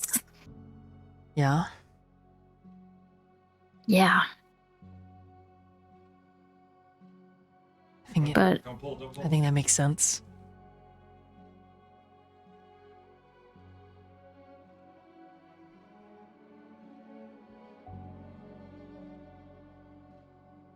we'll get through this. We got this. Or we don't. What do you mean we don't? But I think we do.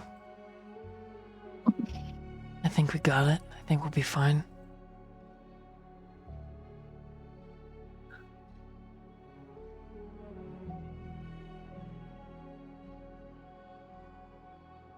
Worst comes to worse, we can use Chad as a human shield. She kind of smirks up at him.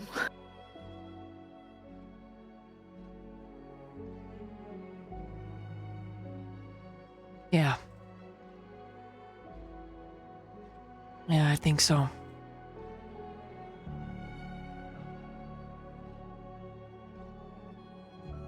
Do you think we'll have to hurt anybody today? He finally steps back from you, lets you go, moves across the kitchen to make himself another snack. Hey, don't get it on your clothes. We just changed you. Yeah. Don't worry. I got this. And She rushes to like the bed area and rips a pillow sheet off of one of the pillows and like runs to him and ties it around his neck like a bib. he just laughs.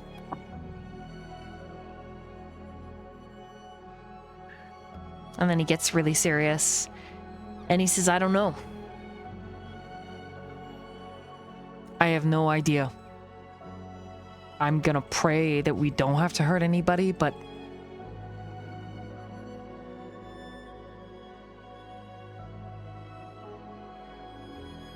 If we do, we do.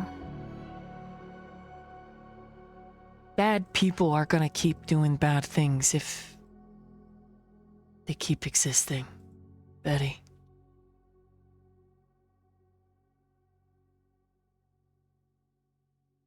We can't stop them from existing, but he gives you a look. we can do our best to make it safe for everybody else. We could stop them.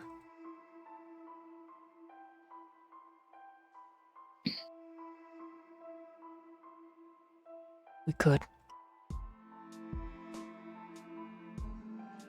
I think we will.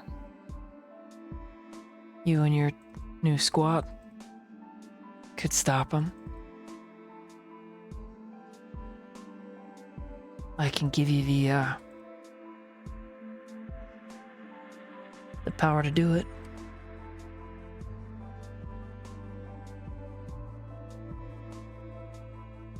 She kind of looks at him like curiously, like he already has. There's just something in the way that he's staring at you.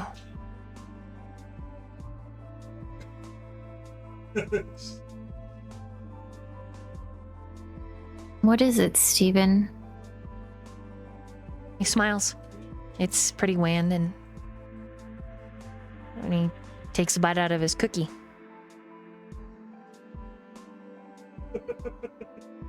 She watches as like pieces of the cookie crumble down over the pillow sheet. They should learn this. You're something else, Steven. I love you. Probably. I am now. Definitely something else.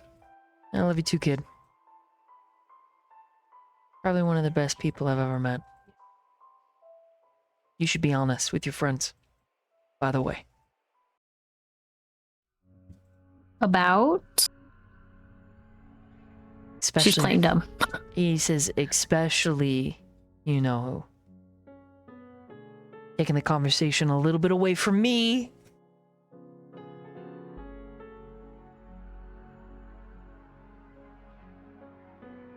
Can you be a little more specific? He squints. You know who I'm talking about.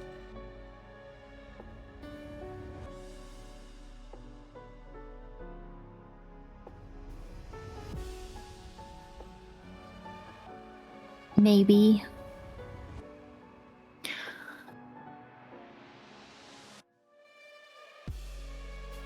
I don't know how. I don't even know how to broach it. Like, it's...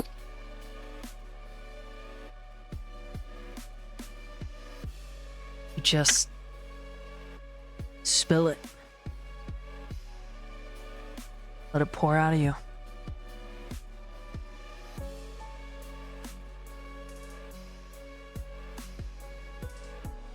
I don't know what could be gained from it if I do. Like, I had to dip out. You get your friend back. what's done is done. Well,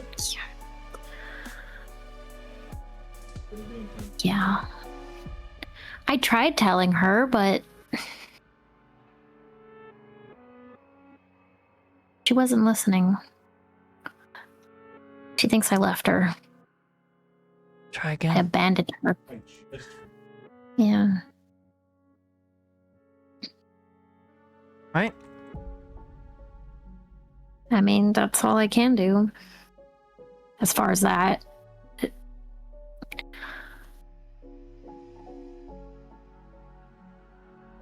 I missed her. I mean, she was annoying as a kid because, you know, she got everything, but she was good. We wanted to be heroes together.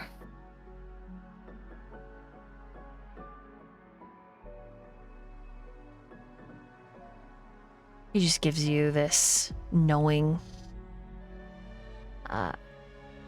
The way his body like shifts and the eyebrows lift. It's a knowing look.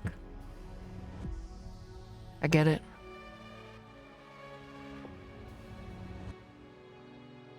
Did you want to take public transportation or call somebody for a ride? Oh, I don't think the buses are running this late. He just Fuck. kind of tilts his head back and forth. Yeah, it's kind of gonna be a pain in the dick. Like, we'd probably have to, like, walk. Yeah. Who should I call? Well, we know Arca drives. We know Priscilla drives. Yeah. I don't know. Take your pick. She like goes through her phone and kind of quirks a brow and then smiles and looks at Steven kind of impishly. I mean, you She's could like, also call Yosef, I guess. And then he stops, like, what's with that look? what's your opinion on Saint? His brows crash down. Why? Just wondering.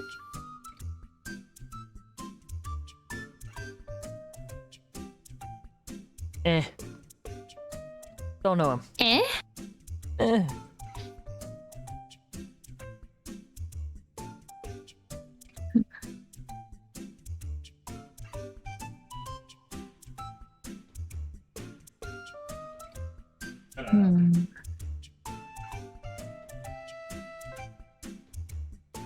She sends Arca a text.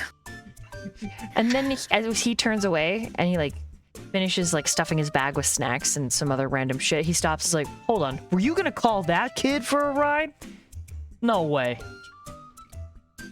I mean, he seems interested. It's been a while.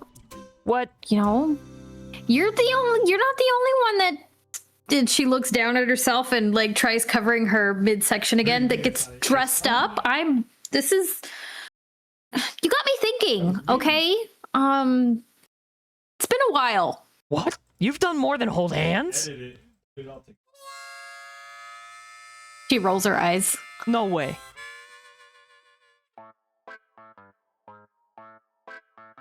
What do you think? I'm 12? What? That's not. No, I mean, you kissed boys? You kiss boys too. It's different when I do it. What the fuck? How's it different? Way different. How? I don't know. You have grilled cheese all over your face? Is that the difference? I'm older. She like narrows her eyes and gives him a deadpan face. Oh, oh wait, he did that. We're all fucked. he's just staring at you like you're someone else. And then Paz is like, yeah, Betty kisses boys. Ah, that's so good for Betty. No idea what that means. She raises her eyebrows like, see, he sees it. He sees that it's a good thing. Steven throws From the himself mouths of babes. throws himself in a chair. Call who you will. Call whoever you will. Do I have Saint's number, or did he just get my number? I don't. You tell me. I think, and the other players can correct us, I think he just got yours and then is waiting to text you. But maybe he did text you. And then Arca told him not to. Oh no!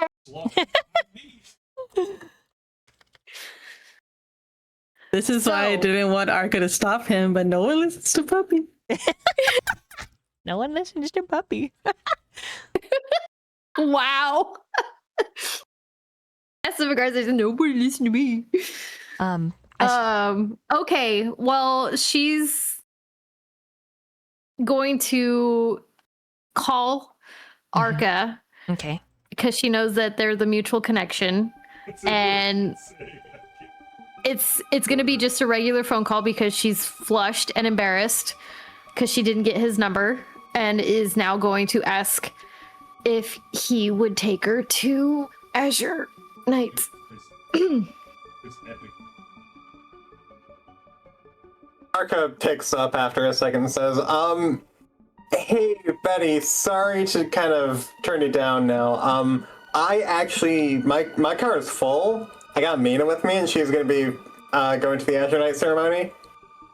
Oh, cool. I don't know. Call Valor Crest or something. I was actually going to ask if I could, I know I gave your friend Saint my number, but I completely forgot to get his number, and does he drive? Yeah, he drives. Yeah. Fucking everyone wants this number today. Yeah, I'll send it to you, and he'll just give out Saint's number. Wait, what do you mean everybody wants his number? Should I not call him? Like, No. Do it. It'll be so good. You should totally do it. Gonna make his day. Are you sure? I promise you. Okay. All right. And we're going to meanwhile there. Because when Betty calls him, he happens to also be on the phone with a certain somebody. Priscilla? It's every time I fucking walk away. I was gonna go refill my water bottle. Anyway, I'm here. Saint has called you back after the whole debacle. And you're on the phone with him. So, okay. Why are you mad? What? Why are you mad at Xander? I'm...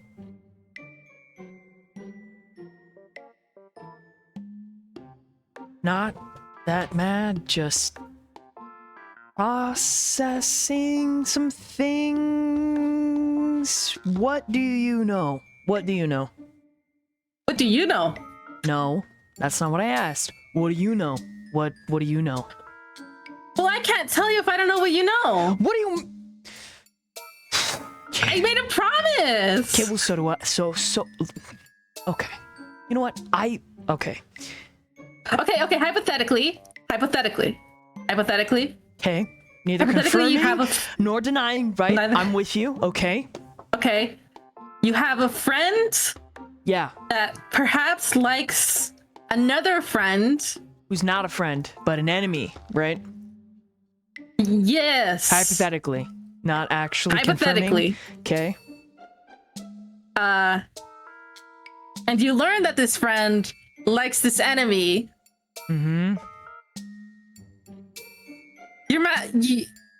What's the problem?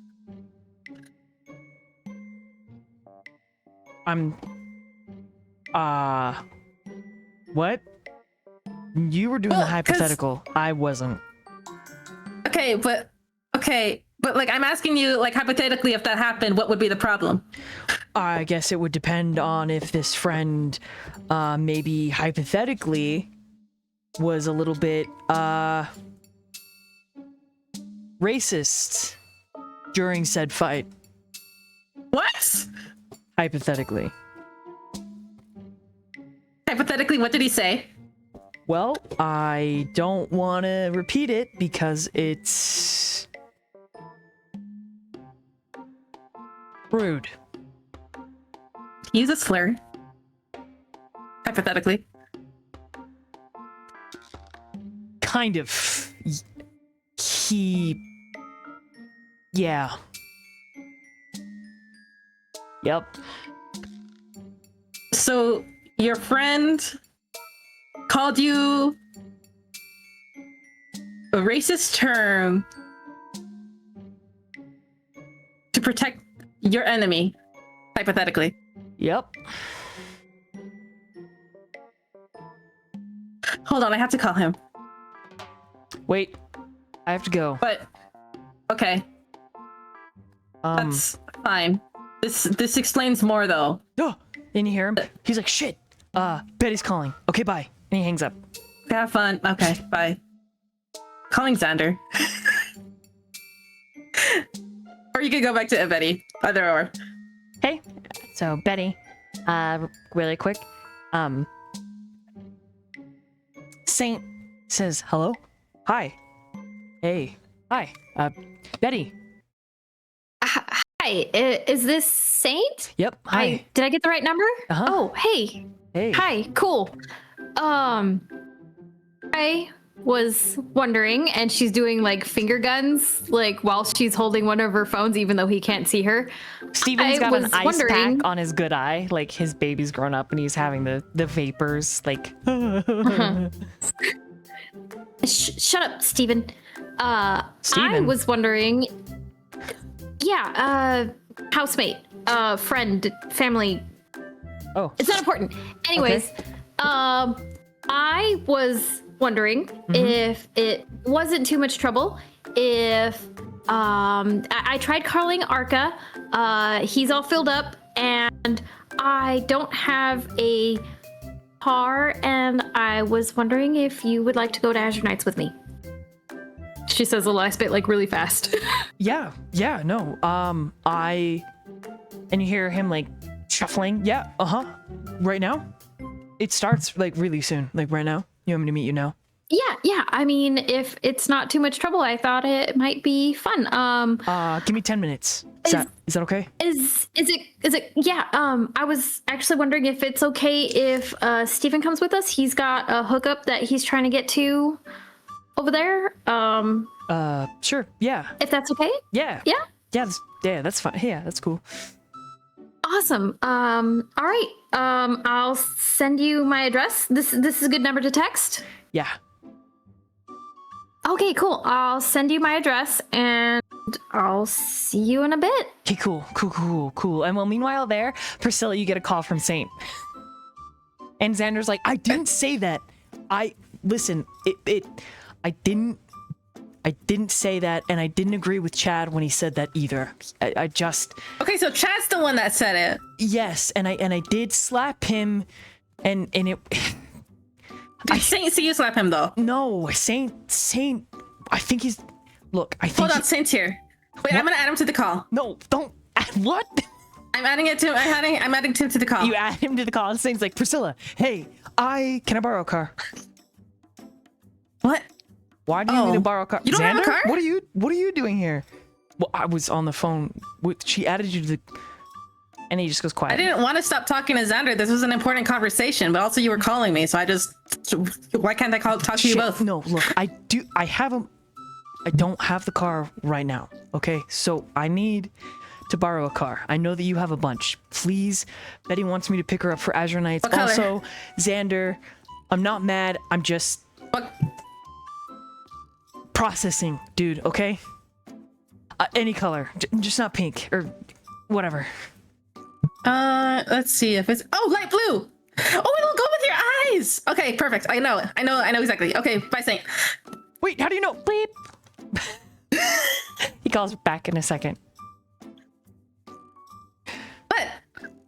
You add him to the call again. Xander's just quiet. How do you know where I need the car? You didn't ask me where to send it. Do I just come to you? Like, where are you? Well, I'm assuming I sent it to your address, right? I mean, you don't know where I live. You don't know that. What? You don't know what I know. I know things, Saint.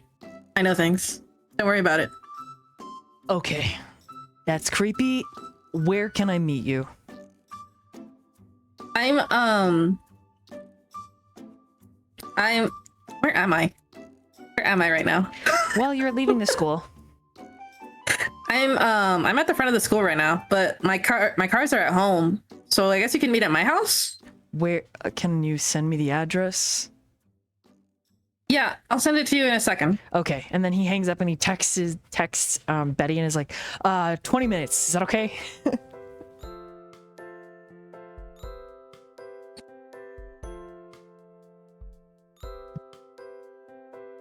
She texts him back and is like, "Oh yeah, that's great. That's perfect."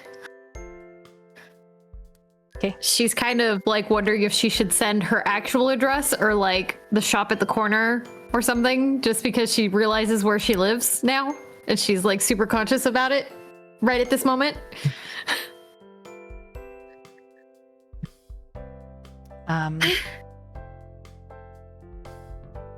Meanwhile, the conversation with Xander basically leads you to Chad is a deplorable human. So now I'm calling Chad. Essentially, it was a threat about a sundown town. Oi, yeah, I'm calling Chad. Doesn't answer. I'm calling Chad again. Doesn't answer. I text him and I tell him, if you don't answer me, I'm telling Sylvie everything you said. You get a text back that's pretty nasty. And then a selfie. He's in Sylvie's lap. And he's flipping you off. I'm gonna call Sylvie. Okay. She answers on the second ring. Sylvie, do you know what Chad did? No. And then you hear a scuffle. Chad did racism. And her phone hangs up. Oh, you bitch. Mm-hmm. Oh, I'm gonna text Chad again. Okay, I'm telling my dad. You assume Chad and Sylvie are going back and forth. Probably Sylvie's like, why the fuck would she say something like that? What is wrong with you? Blah, blah, blah. And like, probably just dropped a firework there. Yeah. Which, you know. Yeah. If he hurts Sylvie, I swear to God. Wait, okay, so since he sent me a selfie, can I like deduce where they're at? You actually think they're still at the school. Okay, cool. I'm gonna look for them, if that's okay. Roll an investigation. Sig nasty.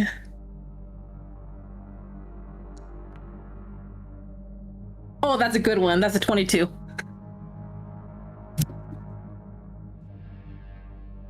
Yeah, you hear them yelling. And Sylvie is basically calling Chad a little coward and an asshole. And Chad's like, well, he was threatening me. And she's like, and you don't need to threaten back like that, you fucking idiot. Yeah, you hear something get tossed. And the door opens and it's Chad and his face is all fucked up. And he's looking down at you like you're a piece of shit. I immediately punch him in the dick. He doubles over. He swears at you. Calls you a little bitch. And he stumbles forward. Yeah, what are you gonna do about it? Sylvie grabs your shoulders and pulls you back and is like, that is unacceptable behavior. You can't do that to your fellow baseball players. And Chad's like, oh, it was a mistake that he was even allowed on the team. You're a fucking mistake. Go fuck yourself. Oh, I bet you would love to watch. You fucking pig. You hear a set of steps and Elias. Is there a problem here? And Chad is like, no fucking problem. I was just leaving.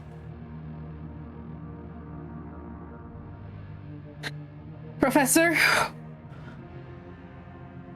what is the school's policy on hate crimes? Pretty severe, all things considered.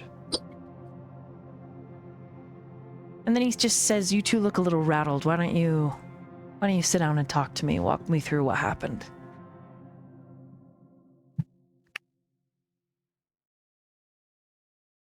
And I'm assuming the two of you explain? Yeah. Okay. He takes notes. And he is going to log and file that and says, "I'm going to encourage you, the both of you, not to retaliate in any way. I'll take this to the dean, and we'll get it sorted out. Just because he's a Vena doesn't mean that he gets to get away with this." Lack of human decency.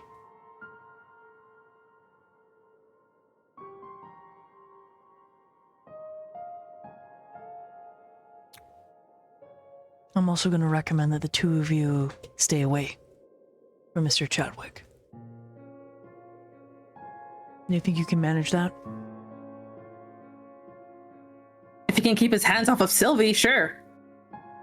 Sylvie's sniffling next to you.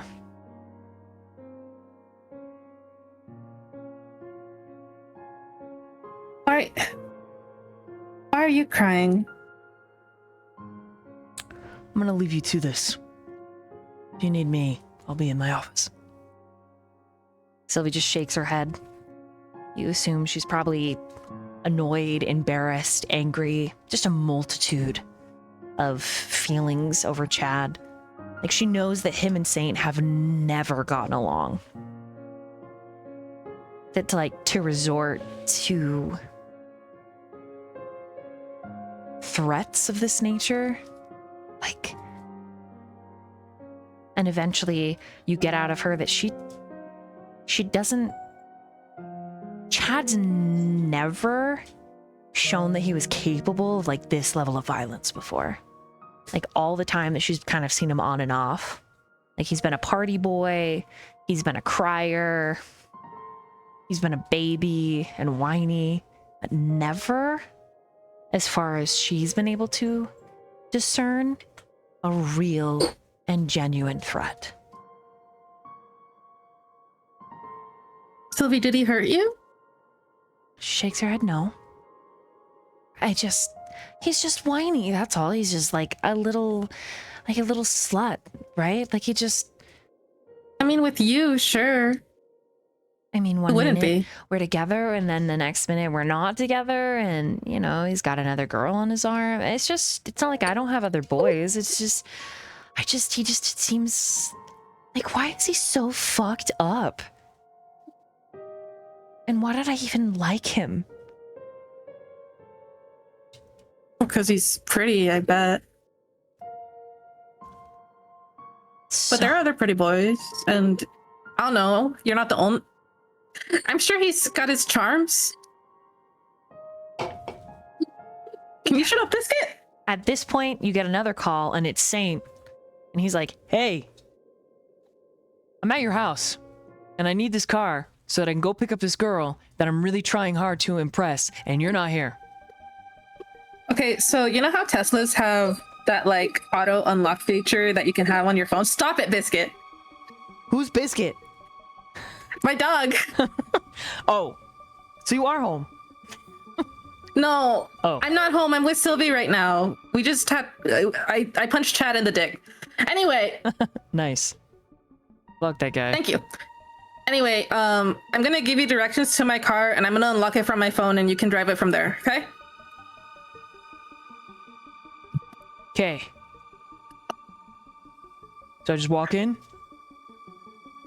Well, you're gonna have to go around the side because okay, so the garage is in a different building. Okay. I'm walking. The garage is the building that is to the left of my house. Okay. Do you see it? Yep. Okay, the code is ABCD. Are you serious? Well, why would anyone break into a king household? Okay, good point.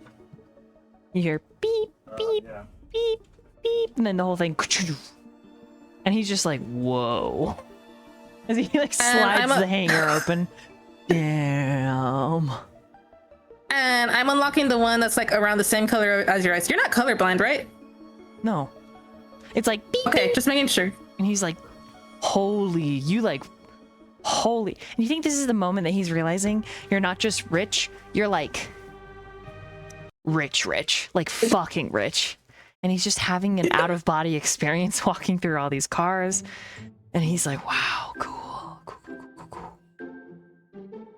Isn't Betty waiting for you? Yeah. Okay, bye. And then he hangs up. Bye. And yeah, then he calls Betty. So we meanwhile over to Betty. Saint's calling you. Hello? Hi. I'm just a little bit behind, so maybe like 15 more minutes, not just 10. I'm on my way. Okay. Are you I've hungry? texted you. Do you need me to pick up any? Did you want to get food? Well, you know what? I'll just I got the address. Okay. Yeah, I texted it to you. I'll be waiting outside with Steven. See you in a bit. Okay. And when Saint hangs up, I will let everybody in the audience knows this has been like the worst day and like the best day of his life.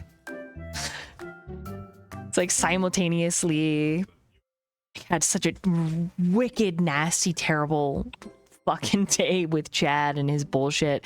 But now this cute girl is wanting to go on a date, even though her weird cousin is coming. Yeah. And he has no idea that she and Chad are related. None. That's fun, huh? Right? From the same loins. However,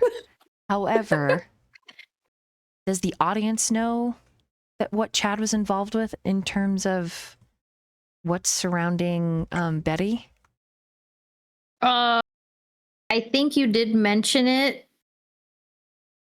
I think Steven mentioned it to the party a while ago that my family tried to kill me.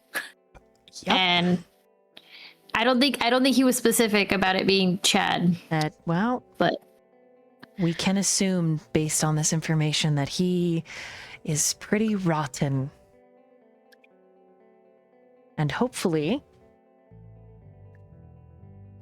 Alexander, aka Xander, can be saved from this path of destruction.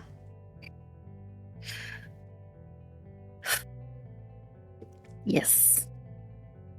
Yeah. So Betty's waiting for Saint and is just like pacing in front of the skating rink.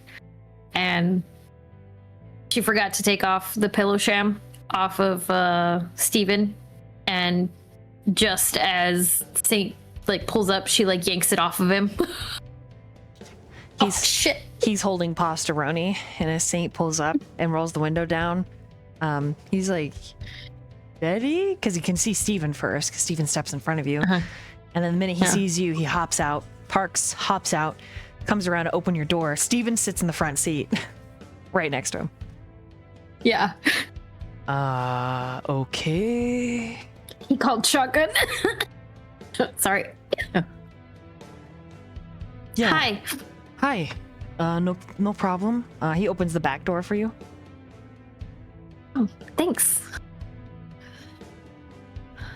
Yeah, she gets behind Steven.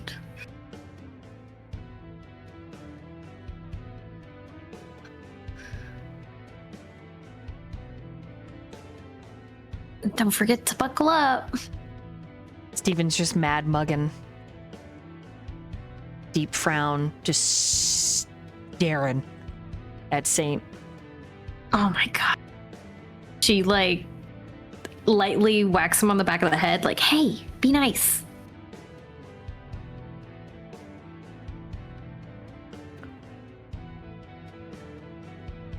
Casual, awkward conversation. Okay, did Steven put on his seatbelt? Nope.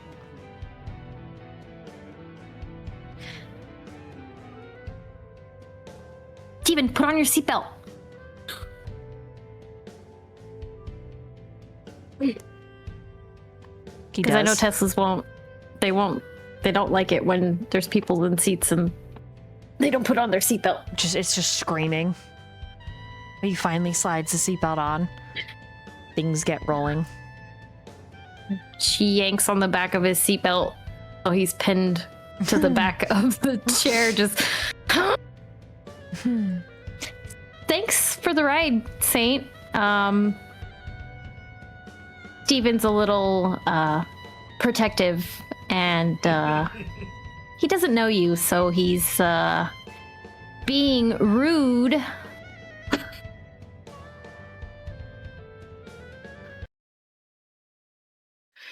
What are your intentions with my cousin? And Saint's like, well, mostly just want to be your friend. What happened to your face? Got into a fight with a guy that tries to bully me, but his brain is the size of a peanut, so Steven just is like, And then the awkward questions continue. Yeah. Betty pipes up from the back. Yeah, he got in a fight with Chad. You remember Chad, right?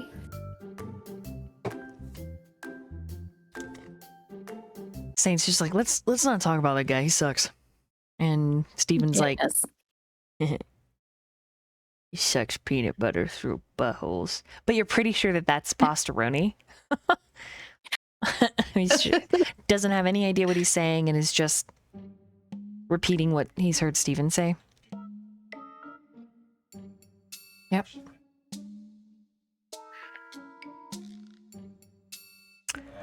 As Betty finally lets go of the seatbelt and like sits back. Okay, as Saint approaches the city center, the car seems to be recognized, and he's basically directed away from the public parking garage, and he's directed by a bunch of men and women in suits and sunglasses and earpieces. They look like maybe they're armed underneath their suits, and What's going on? Looks like we've got valet parking.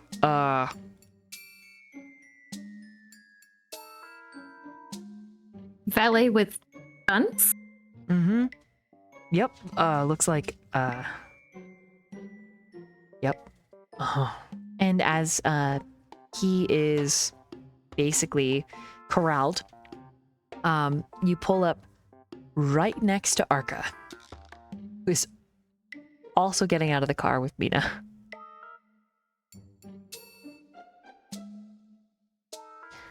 Oh shit, hey. When the door is opened, they're surprised. Saint just says, Priscilla King, lend me this car. She's a friend. And Yeah, then no, that's cool. the guards that are looking between Arca and Saint and Betty, and then they really look at Steven. You get a phone Has call. Arca seen Steven No. in this form before? No, So he has no idea. no idea. Okay. Just some pink-haired dude.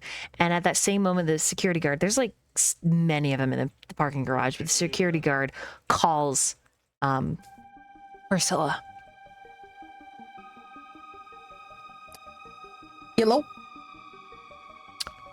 He says, Miss King calling to verify a recent acquisition on one of your vehicles. Confirmed.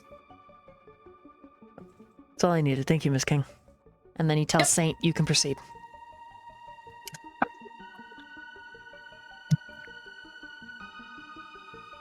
Saint, as a normie who's wants to be a Մاգi Knight, is okay, cool. Eyes kind of wide, but then smiles and comes over to Betty and offers an arm. But while offering Betty an arm, speaks over to Arca and says, "Do you mind if we walk in with you, or do you got?" Yeah, totally.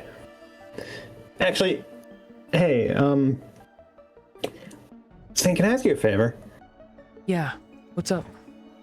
I'm gonna have to spend like a good fucking 30 minutes in hair and makeup and shit.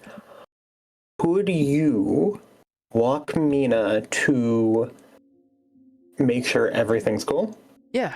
Like to your guys is like. Yeah, we got a spot over by front. There's a security guard that's gonna be waiting for her. Yeah, I can do that. That's easy. And then he looks at Betty. Do you mind coming with me?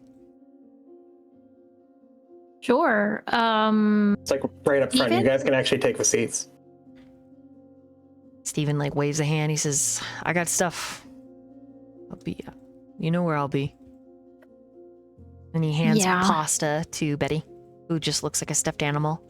And you can hear that he's like he's groaning a little bit, like, and not blinking.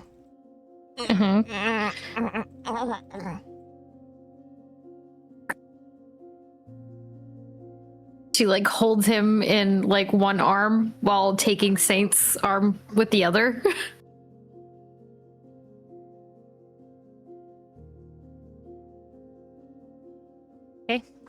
And Saint will offer his other arm to Mina because he's a gentleman. And she's like, ew. She does not take it. The two of them set off.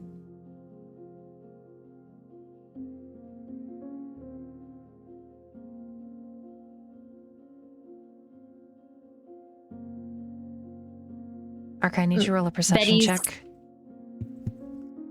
Who?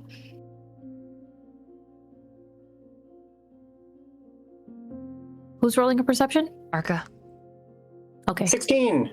There's that overwhelming feeling that tingles down your spine and ends up in your left arm, your left palm again. Watching Saint be his normal, lovable self reminds you of someone else. And it's just an echo. It's just a feeling that comes from somewhere very far to very near, like almost like a subconscious to a conscious thought. And you think of Yosef. Like the personality, the kindness, not the Yosef now. Not at all, no. The young Yosef. Like the one from the grainy interview. The bright-eyed, smiling Маги Knight.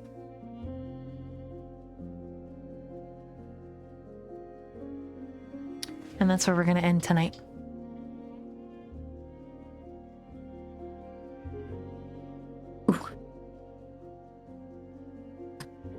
Boy. That was a good one. Yes, it was. Thank you, Dani, for running another amazing session for us. Yeah. God bless. God bless. And leaving us on another Also- cliffhanger. Yay. Also, just a note, earlier in the session, Yankee came by and gave 20 subs. I missed what? Yeah. Yeah. Oh my god.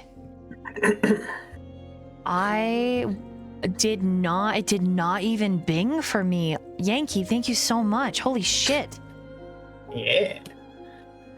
Let me do some polls then for everybody. Holy moly, I'm so sorry. It's okay. We all keep an eye out for it for you. Yeah. I just realized how many times this session I've set Mina up to be in just absolutely disastrous friendships. Because at first, I accidentally gave her Priscilla's number. Oh no. And now this time, I'm sending her over with Saint. Cool. But I'm also sending them over with Betty, and more importantly, Pastaroni. And that's Yeah, we know how terrifying. Arca feels about Pastaroni. Exactly like I said. Terrifying.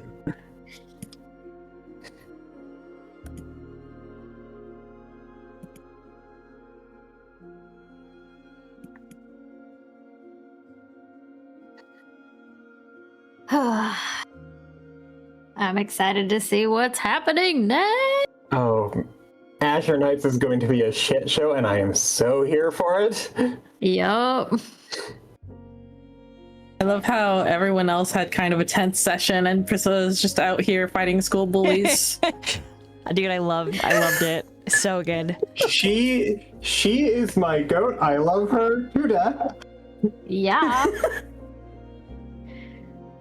Meanwhile, I'm just cleaning cheese off of fucking Steven. And Ark is having existential crises. Yep. My favorite is I like feel looking like forward. Yosef. I'm looking forward to like everyone putting the puzzle pieces together because everybody has a piece of it, and like I'm really looking forward to that. Please don't forget to vote in the poll again, Yankee. Thank you so much. I'm sorry I missed it. If I miss it, like that again. Please feel free to like at me in our Discord chat and shit, interrupt me. Like, oh my god. So this is the first one, and it'll all come in next time. Advantage, disadvantage, or a big pocket heal, which could be really useful if we're gonna tuss at Azure Knights. Oh, looks like advantage, disadvantage 1. So let's do a new poll. Thank you, Wolfman, for another sub. Thank you, Wolfie. Mwah. Okay, so advantage, this. And this is going to be a really fast one. Just AD. Oh my god, I can't spell. AD.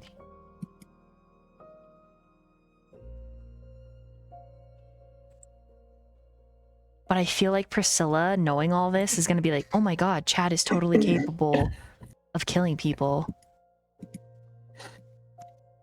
Yeah. Mm-hmm. Don't worry. She wants to kill him too. Mm-hmm.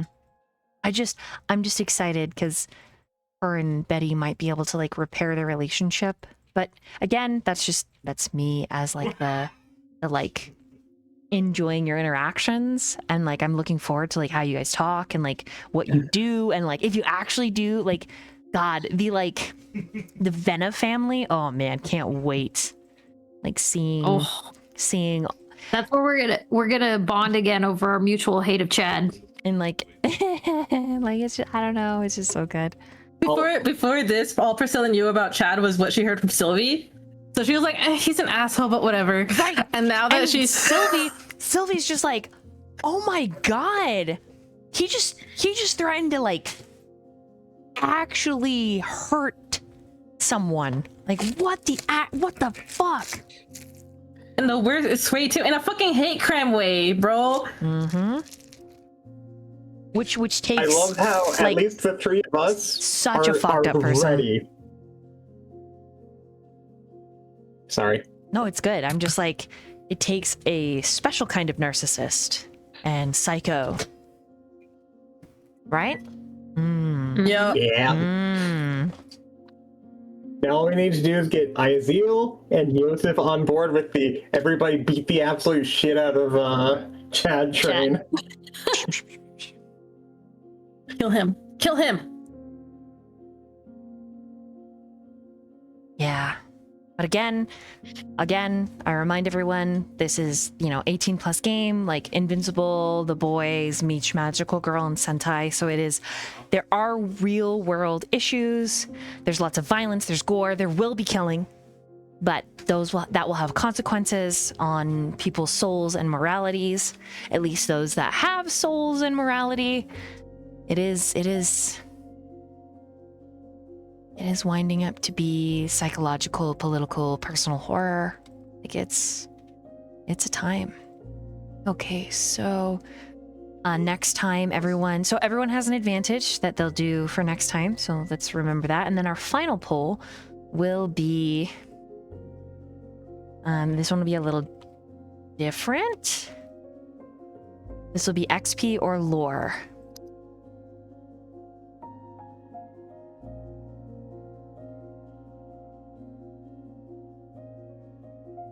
Okay, and this is allowed additional votes. It's going to be a little bit longer, 3 minutes. This is XP enough to level or lore. Yeah, so both are good, but XP, 20 subs, that's XP.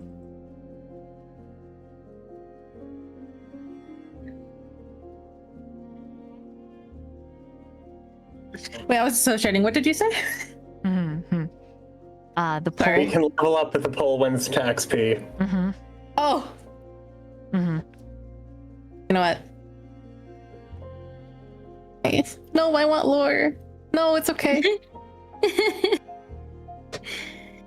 It's okay. You can just finagle it out of Dolly. No, it's okay. I have so Keep much asking money. questions. I have so much money. Don't worry about it.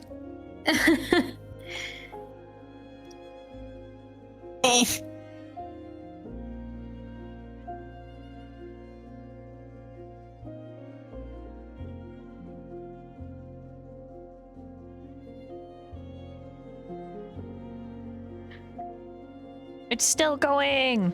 Oh no, Lore's winning. I have 2,000 fucking points and I want a level, damn it. I have 27,000. Get on my level.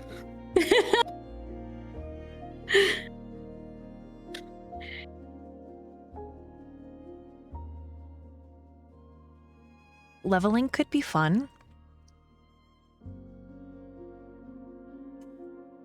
It'll be weak forever.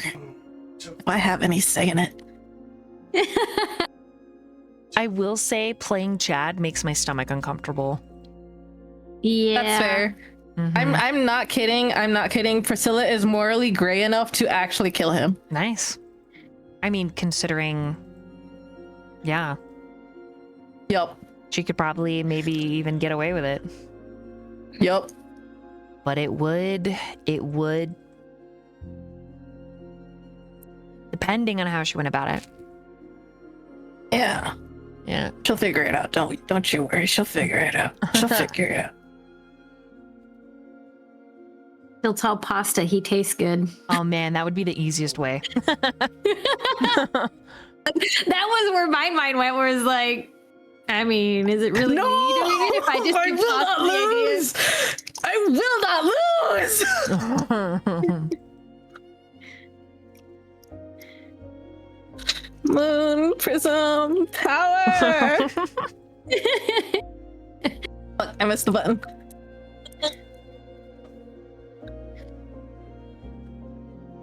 Bitch. No. Almost done. Oh. Oh, I did want to actually I'll DM you later about something on the stream. Yes. Okay. You did it! You know what? Good game. Good game, Dani. Good game. GG's. GG's. Look, I put in a bunch of points. I was not the highest contributor, though, so you know what? All right, so everyone, thank you, Yankee, for the 20 subs. It means, and the poll from chat. Everyone gets to level up. Tell me that is a crazy thing to say. Stay tuned. Just after this, I have Whispering Pantheon, which is Greek epic with a heavy dose of chaos. One of the the silly one? Yeah, one of the characters, his name is Pee Pee Poo Poo, and it's canon now. And yeah. The last session I sat in on, one of the players was using the void dice to roll. Yes, that's a consistent It thing. was amazing. Yeah. And then hold on. I can't turn it down. I can't turn down the wait time any smaller. But so that'll be live very shortly. Within the next maybe hour. We are waiting on another player, but thank you so much for joining us for Մاգի Knights. It's a pleasure. It's a joy. And again, I just want to remind everyone. This is an 18 plus channel. Any game that has political or personal horror is going to maybe sometimes cross into this could be our reality. Things like vampire. Some of the metaverse is like actually written that it could have fucking happened. The way that we are approaching this Маги Knights is pretty similar. This is what happens when villainized capitalism owns people and they are assets. And though our heroes have yet to make choices that infringe upon any moral grounding or compass that they may have, there will be those kinds of choices. And lines will be drawn, and at the end of the day, they might not all stand on the same page, but they are a team. So, that is any trigger warning that you could possibly think of that that isn't necessarily like a sexual one, but all the other ones, yes. Here, yes. Yes. But keep watching, because I always believe in good triumphing evil, and love conquering all, and the power of friendship. It doesn't keep us completely safe from consequences and villainy and evil things that happen, but it certainly does make us feel better when we can banish the monsters that hide in the dark, and we can shed light and help those who are lost find their way home.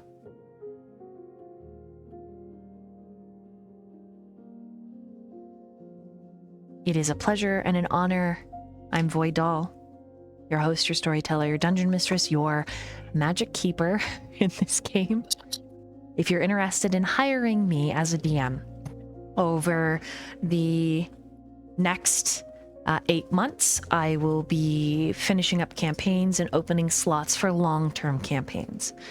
There will be one-shots that I'll be hosting where it'll be a quick, like, put together game, free of charge, just to get to know some new people. So if that is something that you're interested in, please join the Discord, check out the GM details, fill that in, let me know, show up in chat, be a part of the community. I am far more likely to trust individuals into the fold and DMing for them if you are kind to your fellow voidlings, if you are personable and considerate, and you genuinely like what happens here, and you support other people. That's what I'm looking for.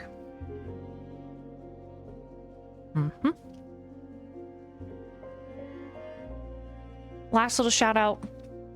If you'd like to commission Buppy, excellent artist, please do so. I'll post links information so that if anybody is interested in commissioning them, you can hit them up. Just let them know that I sent you. Meow. I can highly recommend it. Buppy's done art for me. They're awesome. I do my best.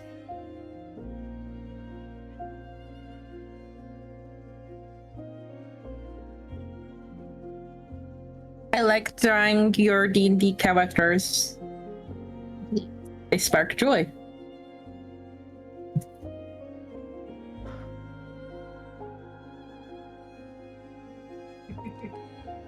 Love you, Magic Keeper. Love you, Magic Keeper. Oh no. Love you, Dani. Bye. Bye.